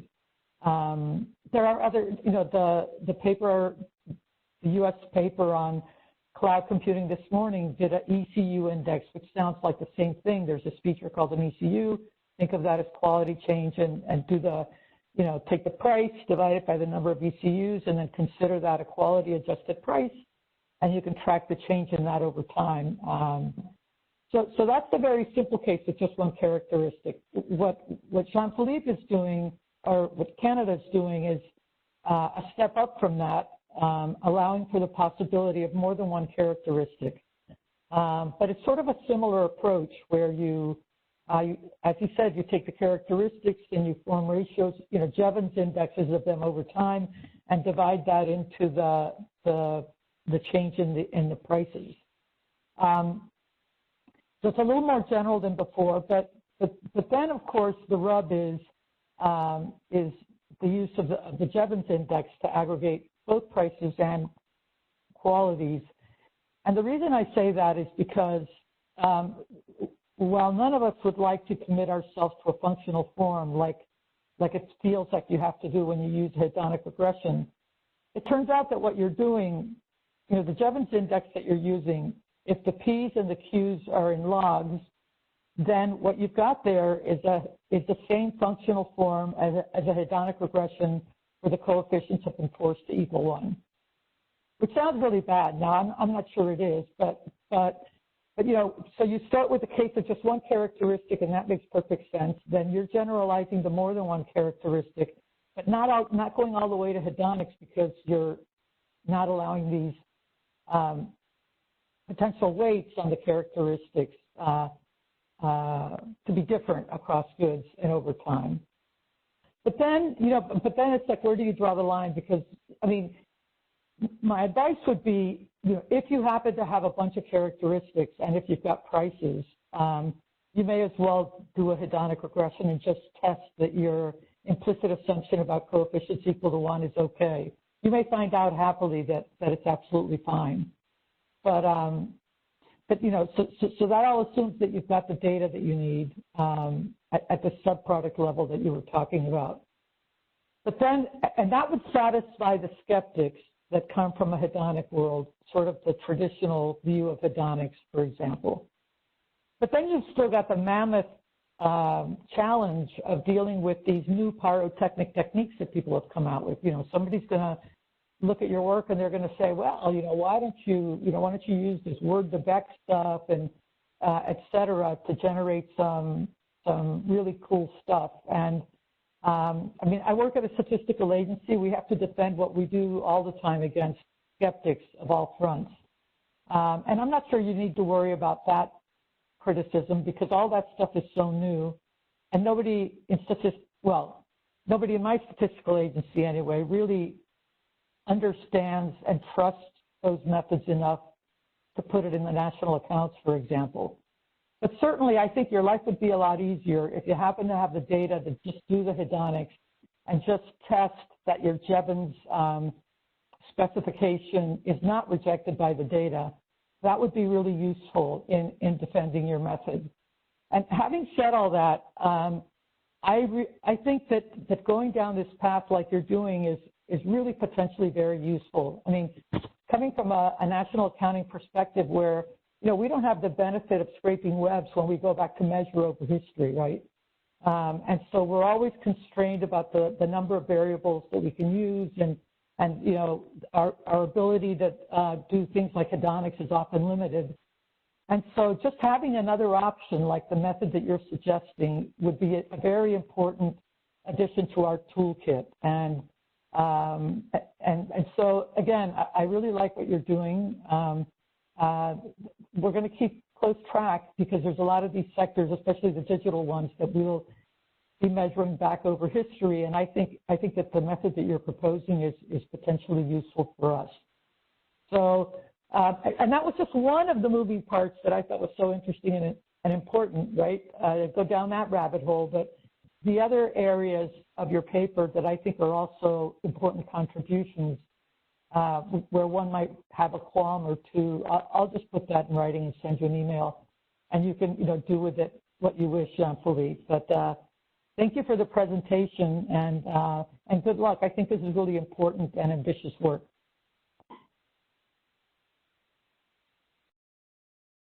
Well, thank you very much. I'll gladly receive any feedback on the paper. If I may, just to speak to what you just said. Of course, this isn't our project wasn't a vote of confidence in hedonic techniques. It was just more of a philosophical, vision for what the cloud services are now. One of the leading, industry experts outside of NSAs on this industry is Dr. Owen Rogers. And in an article a long time ago, he kind of pointedly put it that a VM does not a cloud service make. And from that moment on, I've kind of shifted my perspective on this whole thing and try to see the bigger picture. And instead of, focusing on only virtual machines, just everything. So that's, we can leave that for now. And anything more we can communicate in a written form.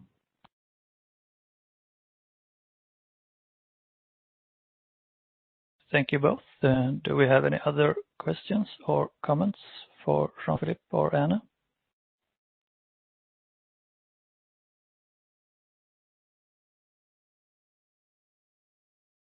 No, then we can move on to Melanie's presentation. Hello, can I just confirm that you can hear me? Yes, we can hear you. Wonderful. Hello, everyone. I hope you're all doing well. I'm going to be speaking today on the review of statistics on investment in intangible assets that we've done here in the UK. We've published kind of 2 iterations of our statistics around intangible assets, so we felt it was a good time to pause and review these statistics. I'll try and be brief because I think we're a little behind time and I'm really keen to hear from our discussant. So if you could skip to the next slide, please. I'll just give a brief I'll just give a brief introduction to intangible assets. I will go through some of the definitions that we're working with, talk about the main challenges that we've identified in our review, and then talk about proposed developments. So what are intangible assets? Well, very simply, they are assets that are not physical. And of course, to be considered a true asset in a national accounting perspective, they have to have a certain number of criteria that they meet. So they must have an economic owner, be long-lasting, so that is that they contribute to the production process for 12 months or more. They must have the associated risks with them and to be a store of value in their own right. Now, as you probably know, there are some intangible assets that are formally recognised as capital within the SNA, and these are known collectively as the intellectual property products. So the next slide, please. So you can see these IPPs on the left-hand side here, but there are a number of other intangible assets that have been suggested, kind of coming from academic literature, as other things that are really important in the economy, items that firms are spending an awful lot of money on and considering as investment, that are really important to us in how we describe the modern economy, and it is important that we account for these things. Next slide, please. So this is just to demonstrate the importance of intangible assets based on the experimental statistics that we have done. So you can see the blue line here is our total intangible assets, which are the investment is as big as, if not bigger than, the tangible assets in the economy in this time series since 1997. And it also appears that they may be a bit more resistant to shocks as well, particularly you can see the financial crisis effects of 2008, 2009. that isn't as apparent in that blue line for intangibles. Next slide, please. But then again, if we are measuring our intangible assets correctly, then at the moment we are only capitalising and accounting for a small proportion of what's out there. So although this chart is in pounds billion to show the total amount, I've added the percentages for 2018 to demonstrate that those that are capitalised in the S&A are accounting only for 38% of total intangible investment, with the as yet uncapitalised intangible making up the remainder. Next slide, please. And just to sort of demonstrate the kind of different levels of investment we have going on here, maybe not surprisingly, software is by far the biggest, and makes a lot of sense in our digital world. We also have kind of branding, organisational capital, and training being quite high within the uncapitalised intangibles, and R&D also being a big one for the ones that are already capitalised. Mineral exploration, you can barely see down there, at least in the UK, this is not a particularly big one for us. Next slide, please. So I'll just take you through some of the definitions that we've been working with. Next slide. So the first one I'll talk about is branding. And the big theme with some of these definitions that we're using for these uncapitalised intangibles is that they're quite data-driven based on the data that's available to us through the supply and use tables. We have used product number 73 to account for purchase branding, which is expenditure on advertising and market research. And we also use a sum of cost approach for own account branding expenditure, which looks at particular occupations, those kind of producing branding assets, and kind of determines what it costs to pay those people, with a few adjustments for the time they spend on other tasks, etc., to see how much it costs for these branding assets to be produced in-house. Next slide, please. So next up is design. So our experimental estimates primarily follow the academic literature in looking at architectural and engineering design, which is product number 71 in our supply and use tables. However, we recognise that design activities can cover a whole spectrum of other activities as well. It can be really, really broad. And certainly some of our users consider design in a far more aesthetic way, perhaps, than just engineering design. So this year, in our most recent publication of the numbers, we've included the turnover of the specialised design industry in an attempt to account for that broader array of activities. Again, we use that sum of cost approach to account for own account design. Next slide, please. The third one I'll talk about is financial product innovation. So when this was initially proposed, it was kind of described as a form of non-scientific R&D. However, the R&D statistics that we produce in the UK certainly aren't limited to scientific R&D, and in theory, our current R&D statistics should be covering R&D that's happening in the finance industry. However, if we think about innovation more broadly, this can encompass implementation of knowledge or new products that are not novel in general, but may be new to the firm, which is something to consider when we're looking at financial product innovation. Again, we use a sum of cost approach to arrive at our value for investment in financial product innovation. Next slide, please. Fourth, we have organisational capital, and again, we kind of derive our definition from the data in the supply use tables here, which is the management consultancy services for purchased organisational capital. We generally think of this as the investment into the structures and management practices of an organisation that are intended to increase productivity and efficiency. But there are a few different definitions of organisational capital out there.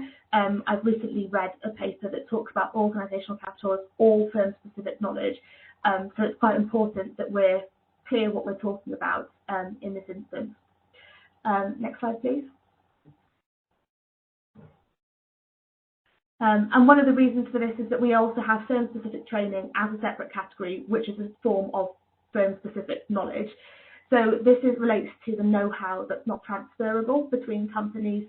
So, for example, the knowledge needed to use a specific bespoke piece of software that cannot be transferred to a different company. We use the sum of costs approach to this. So we talk about we use the direct training costs, but also the cost of employees' time that is spent on training where they might otherwise have been working. This is distinct from human capital measures, where the knowledge is very much taken with the individual wherever it is that they're working. This is the stuff that is not transferable at all. Next slide, please.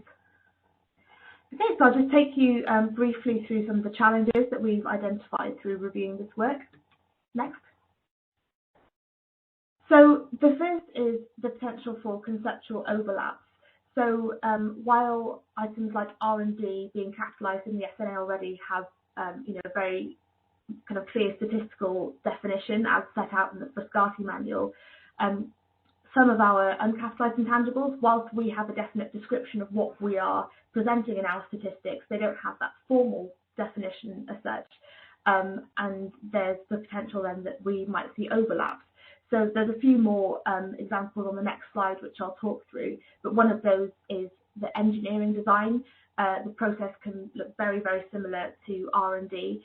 And it's recognised elsewhere that there may be an overlap between those two things, which leads then to the next issue, which is potential double counting. So if our boundaries between these assets are slightly fuzzy, we may be in danger of counting investment twice in different categories. The next issue we want to look at is some of the assumptions that are made in the production of these statistics. So particularly about the time that is spent by workers creating assets compared to maybe corporate or administrative activities that they're doing as part of their job. And we want to make sure that these assumptions are kind of have a good evidence base behind them, and particularly where the evidence behind them might be quite old now, to make sure we are using up-to-date, robust data to form these assumptions in our statistics. We've also looked at the non-produced, non-financial assets categories in the SNA, which we see as kind of being highly relevant to the intangible assets discussion, although we don't currently produce any estimates for these things. As far as I'm aware, hardly any, if not none of the MSIs do. We first have goodwill, which is the price, the value of a company, rather above and beyond the simple kind of sum of its assets minus its liabilities at the point of sale. The System of National Accounts specifies that we should only record this when it's evidenced by a transaction, and due to the rarity in which that happens, we don't produce these statistics. We also have the marketing asset side of this category, which is things like logos, domain names, which are recorded when purchased. Again, this is reasonably rare, and we don't produce statistics, but these are very important when we're talking about intangibles. We also have contract leases and licenses as a category. Again, not something we produce data for, but we're aware that the licensing arrangements in intellectual property are really, really important, and that under certain conditions, a license in itself can become an asset, and that's important to measure when we're talking about intangibles. Finally, we haven't really touched on this in our review as such, but we are aware that there's a big discussion ongoing at the moment around data as an asset, and this is mainly just to say that we are aware of that discussion and watching with interest to see where that goes. Next slide, please. So here we have some of the specific examples of those conceptual overlaps and double counting that I was talking about.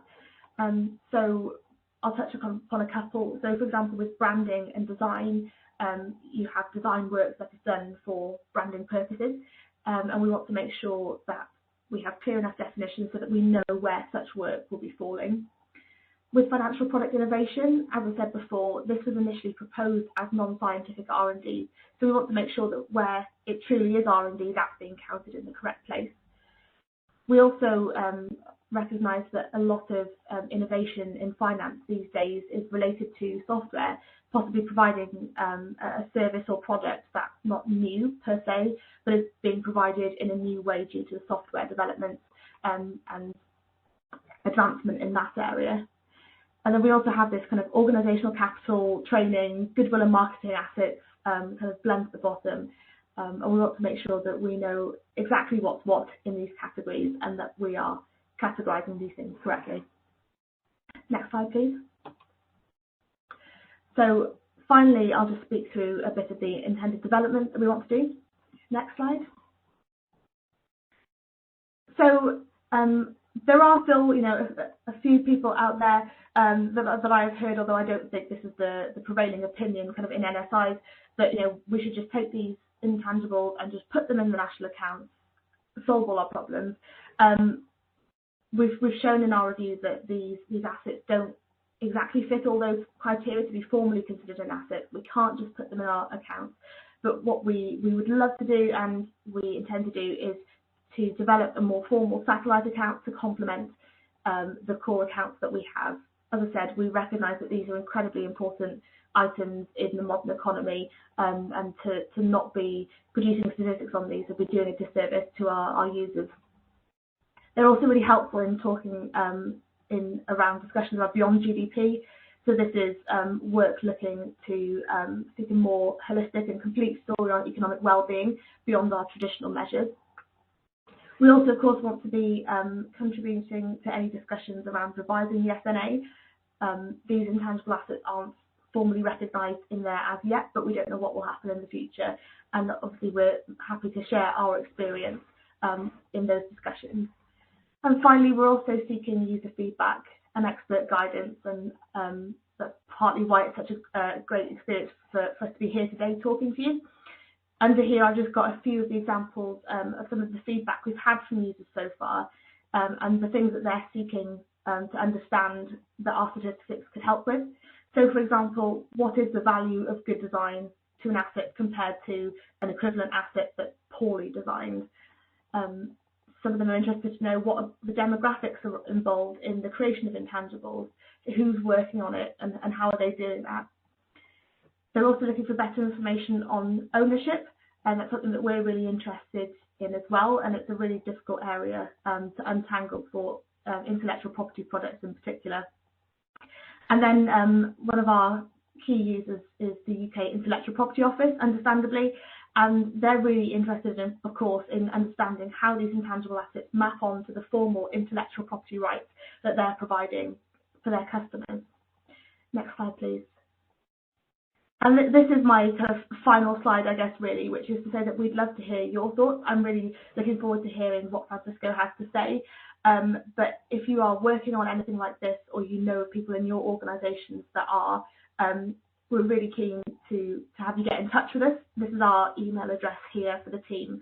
And so please do drop us an email, and we'd absolutely love to talk to you. Thank you.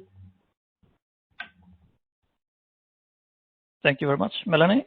So I will hand it over to Francisco, and I want to welcome you to this year's Voorburg Group meeting, your first time here. Thank you so much, Marcus. Can everyone hear me? Yes, we can hear you. Okay, great. So good morning, afternoon, and evening to everyone. It's really a pleasure to be here with all of you, and thank you for inviting me and for your kind introduction as well. And congratulations on a great conference, so far. So, oh, and by the way, I do have issues with my camera, so it's only audio. So that's why it's very important that you all can hear me well. So, yeah. So can we go to the next slide, please? Yeah. So I'll be discussing Melanie's presentation. And by the way, I did want to thank Jean-Philippe for our great work by Staff Canada, and also for Anna's comments in the previous paper in this session. So I will be discussing, this work from the UK, as well, offering some questions and ideas for future work. Next slide, please. All right. So I just want to emphasize something that Melanie mentioned. So far in the SNA, we have 4 intangibles. So actually, the term they are used now is intellectual property products, software, R&D, entertainment, and media exploration. So R&D was added in the last SNA revision in 2008, and by now most countries have implemented all 4 intangibles so far. Next slide, please. So, the focus of the work by the UK is on an intangible that is not currently in the SNA, namely economic competencies, branding, employer-provided training, and organizational capital. And the other 2 related to software and R&D are, of course, as I noted, already part of the SNA. The table that I show there is from the Caro Corrado 2005 paper that kind of initiated or was a big impetus internationally to expand intangibles in the accounts and for other purposes, for research and policy analysis as well. So the contribution from this paper is looking at an intangible that is at the moment outside of the SNA. Next slide, please. So something that is true for economic competencies, but really for most intangibles, is that they are mostly created internally by companies, in part because these activities and assets are difficult to protect. And that means that there are little data on market transactions and prices, and hence the contribution from Melanie's paper and actually really from the Stack Canada paper as well about getting other data to try to expand intangibles. Next slide, please. So quickly, the main result, I think, is the parity between physical and intangible investment. If we were to include additional intangibles, I just want to note that if this were done perhaps for earlier years, even with expanded intangibles, I have seen studies where tangible investment is still higher. And of course, as economies have gone more service-oriented, intangibles have grown over time. But however, for the time period that the UK work covers, really we're looking at parity between the 2 types of investments. Next slide, please. And I just want to highlight there is a nice discussion on the overlap among intangibles. This is important because if we consider expanding intangibles, there is obviously more room for overlap and double counting, and nobody wants double counting. So that's very useful summary of the issues on overlapping. Next slide, please. Can we skip? Next slide. All right. So I have 4 buckets for my comments, and I know that we were running late, so I hope, Marcus, that I can go over the 4 buckets that I have here. Next slide, please. All right. So my first comment for Melanie and colleagues is the scope of the present work. So I believe that what was presented today on the sum of production costs effectively, I'm sorry, the first comment is on the focus on the private sector. And so my first question would be, could the methodology be adjusted to measure economic competencies produced by the public sector? So again, the work so far, I believe, cover private sector, and this is great work. And the question would be, what, if anything, could be adjusted or applied to consider intangibles produced by governments or other public sector units? And then I have an example from a project. Next slide, please. So there has been a project looking at precisely intangibles produced by the public sector. This is based on yet another paper by Caro Corrado and colleagues in 2017. The first column there is the original paper 2005, looking at intangibles across the private sector, computer, R&D, and economic competencies. The second column covers or maps intangibles considered in the private sector, map those to the government sector. And there is a database, I believe, with data from 2013 to 2016, covering public intangibles in a number of countries, including the US and the UK. So that's an example perhaps that, could be useful for the UK and other countries if these new intangibles can be, extended to the public sector as well. Next slide, please. All right, my second bucket in terms of comments is about market conditions and in particular globalization. I believe the work so far, or at least presented today, on some of production cost is essentially about on-account production, and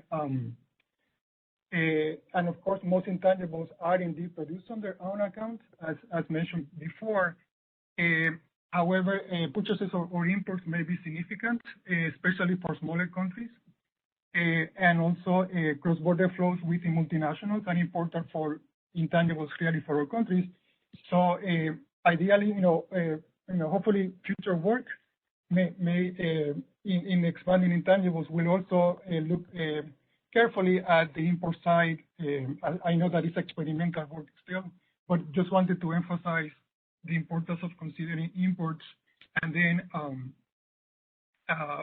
more generally trading intangibles obviously needed for the full domestic supply and supply use type of calculations, and then including import and export prices. And if we were further to consider intangibles flows within multinationals across borders, then the issue of transfer pricing, which nobody knows how to fix, will come up. But I just wanted to know that any expansion of intangibles, and also even the intangibles already in the SNA, there are still issues in the SNA research agenda regarding economic ownership, use versus production, and flows across countries.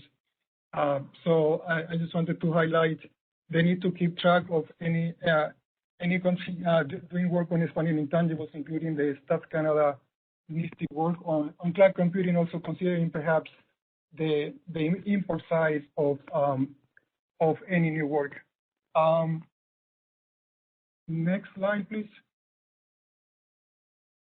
And then, so to provide a little bit of guidance on what could be useful as we consider, import prices and the like in intangibles, I wanted to highlight some statistical international economic manuals do include guidance on intangibles, the ones that have been updated in the past few years.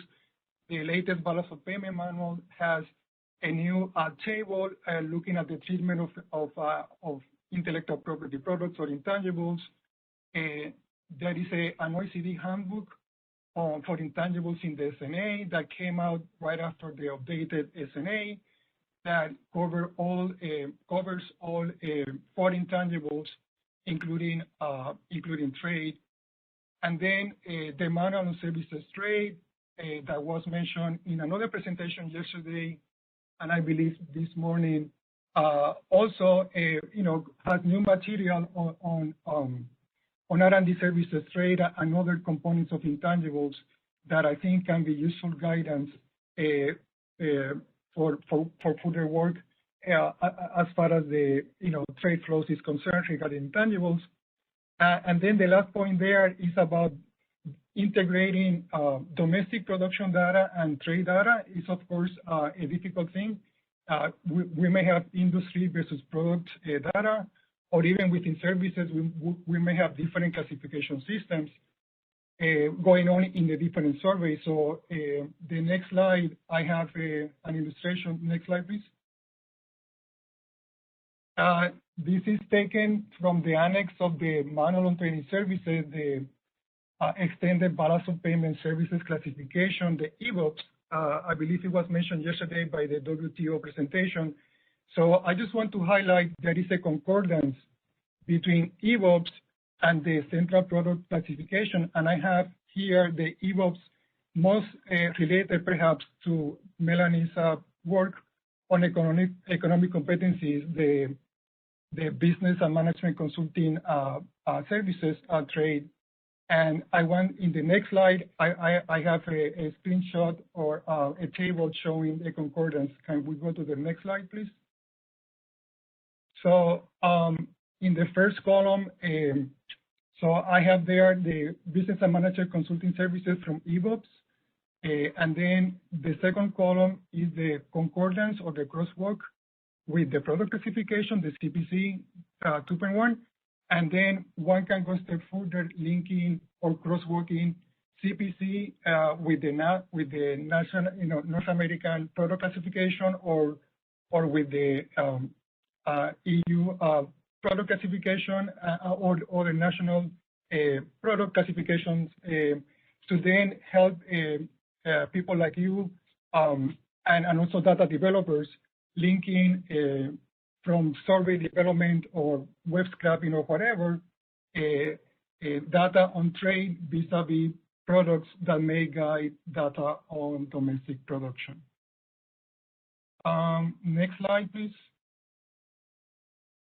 So the last bucket is about purchasing power parities. This is, of course, beyond Melanie's presentation, but I just wanted to take the opportunity to note, so PPPs is a special, I guess, price index, and it's used to, as you know, to estimate comparable GDP across countries, and the PPPs are available for GDP-wide measures, and I think for some components of GDP, but not for intangibles.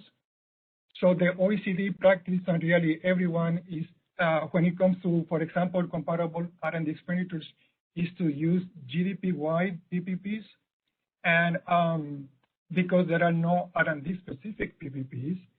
So, so given the expertise here in this group about prices and services, I just wanted to invite everyone to consider this topic. There was some recent updates on PPPs that changed the ranking of GDP, results by IMF and the World Bank, and those changes in PPPs then cascaded into as well different rankings on R&D expenditures across countries, and that's why the absence of R&D specific PPPs have come up in more recent considerations by NSF and other organizations. And I really thank Bonnie and Marcus to allow me to bring up this topic for your consideration. And I am done. Can you forward to resources? Yeah, keep going. Yes. One more, please. Yeah, so I have a list here in the PowerPoint. I suppose will be posted in the conference website. Some projects, international projects and U.S. projects involving intangibles and globalization as well. And for your reference, and my contact information is after at the end of the presentation. And the last slide, can you forward one more slide? The last slide includes another, a fuller list of manuals and guidance that might be useful for anyone interested in exploring intangibles, just like Canada and the UK presented today in this session. Thank you for sticking up with me, even though we are late. Thank you, and look forward to comments or questions to anyone on the session. Yes, thank you very much for your sharing your expertise in this area, Francisco. Very much appreciated. Melanie, do you have anything to add?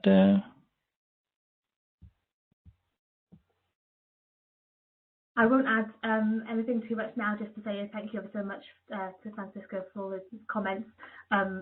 My colleague Epatiki has put the comments in the chat as well, and I'm sure we'll take this up offline as well and be in touch to chat a bit more about it. So thank you. Thank you. So do we have anyone else who have any questions in this topic?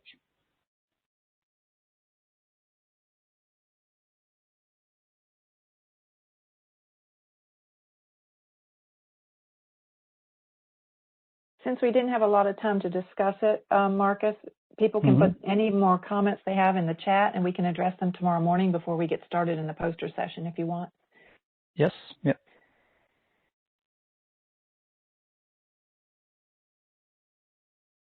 So are we staying on, and the chat will be open for some more time, or?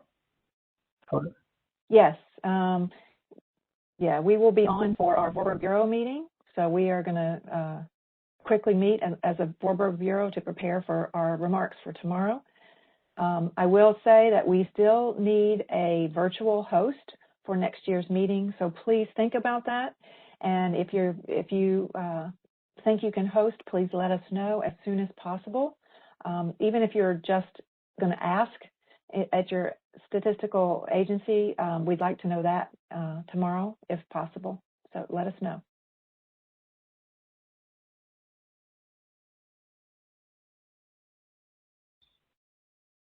Yes.